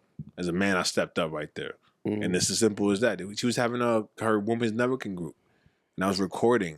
They was playing music. We was outside. They were talking. They were playing music over there, right? And we were next to a pool, so they're playing music. I walked up. Hey, my wife's having. Can you put that down? They put it down. Another woman noticed that. She said, "Yo, the way you walked up and told them to put that music down." Just fucking foaming out the mouth. Basically, it's like, oh my gosh, you don't know how lucky you are to have that. So I'm married. Now, she married too. She married too. But I'm saying, I would. You hold up her hand for her. But I'm saying that again, man's role. Because you said cultural. Because I wouldn't do that. I maybe I would do that. Yeah, you do that. Maybe one. I would do that's that important. one. Yeah. That's important. But even in that, I can use again leverage. Yeah, my woman. They get my woman's order wrong. I go fix it. Yeah. So why you want me? I get more of what you mean by leverage. There's a low level of respect. Like, even when how these people, how they talk on the internet. Like, about, as a man, I do this for my woman, and a woman's like, as a woman, I do this for my man, right? Mm-hmm. And somebody might go like, "Ooh, that's extreme." So but they got 3 million followers taking notes. Yeah, I mean, working. I mean, even if they had no followers, that's what grooves in their relationship. That's what I'm saying. This goes back, like, what do you want out of your shit? Because if you want to be like, bro, I'm the type. I don't like taking no orders for no, like, you know how you just went to the store and you bought such and such for Natasha, maybe some other shit for the house. You know what I'm saying? Like, you've done that multiple times. You know what I'm saying? Like, me and you went out to, what's that bowl place? You getting the fruit yogurt and the yogurt bowls. Ooh, the acai bowl? Yeah, what's that place called? Grain and Berry. Grain and Berry. Fire. But go to Grain and Berry, you pick up order for the house. I'm not him. I'm not him at all. You a DoorDash. I'm either a DoorDash or you better have this shit already ordered and I just go pick it up. Don't have me over here like, oh, can I get this and this and this and this? I hate that shit. If you want me to tell them your order, make sure that shit is written so anybody can read it, so I could be like, can I get that? You know what I'm saying? Like, it is a personality type, and that's what I'm saying. It's culture, because like in my culture, I got to watch a woman, but this is just my house. I didn't get to watch every woman in the entire world do this. In my house, my dad didn't take care of no appointments. My mom took care of that shit. Same here. She said, bro. You got this appointment, this date. Make sure you're there. So Natasha still does that, and that's what I need. You know, she does. Like, the thing is, I hate paying bills because it hurt. I swear to God, bro, paying a bill hurts me. Like, clicking that pay, I know it's psychological. It's a submit payment. Yeah, that shit hurt. Let me think about it. It takes me like 2 days to process that pain, bro. Like, okay, I'll do it today. I'll do it today. It's 4 days when they got to process the payment on their end too. That For 2 days, you just keep checking the account like it's still in there. When the mortgage come out of your pay, your check. Fuck that shit. That shit hurt, right? It'll physically hurt you. I was paying that extra $700 on each mortgage payment, bruh. So she does. I damn sure ain't want to. She would never stress about it. She just clicks on that shit. Click. I'm like, dang. Because you know you got to do it. That's a mindset I wish I had. That's her. Yeah, I wish I'm learning from her. But the appointments, she handles that. Right now, in my master's, I got to go to West Palm Beach to. I forgot about that. Yeah, to go to do this in person shit. And I was like, yo, can you book it? She want to come. Like, can you book it? Bam. Oh, especially if you're coming. Well, not even that. I'm like, yo, you can come. You book it. I don't want to deal with that shit. I'd be like, whether you're coming or not, please book it. So I'm saying I don't want to deal with that shit. But in response to that, I had to get out of that, especially in the early. Like, that's part of dating, is the way I see it now. It's like I have to show that, like, I can be that person, or will be that person. Because there's, like, certain people that don't want to start doing shit like that, like, don't want to plan events. Like, I don't like planning events. I love going to events, but I don't like planning them. And so I had to learn that, like, some people don't want to do either or don't know how to. So, like, I got to put that first foot forward sometimes. So I'll do it. I'll be like, look at this. I took us to this nice Airbnb. It's got a pool, which I know you liked, and we're close to the beach, which I also know you like. That's what I mean by taking lessons from K right there.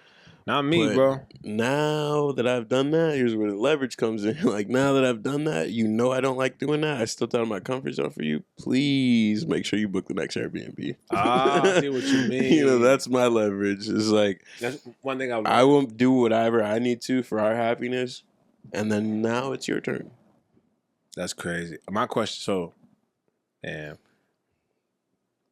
guess these females that you have had in the past where you're like, you became their ideal lover, right? Mm-hmm. Did you teach them how to be your ideal lover step by step?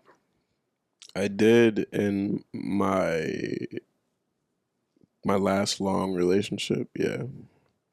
I did, and it took a long time, and I didn't teach right at first. I taught through the pettiness and the toxicness, so to speak.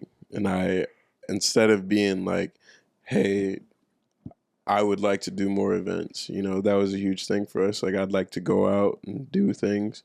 She was very much an introvert. Instead of saying things like that, I would make petty comments about how boring it is to sit at home all the time. Or is that petty? It is. Petty means irrelevant information. It is irrelevant. We sit at home all the time when really the answer is I want to go out. Maybe get to the point of where you want to go to. Stop sitting in the negative feeling when you could be moving on to the positive feeling.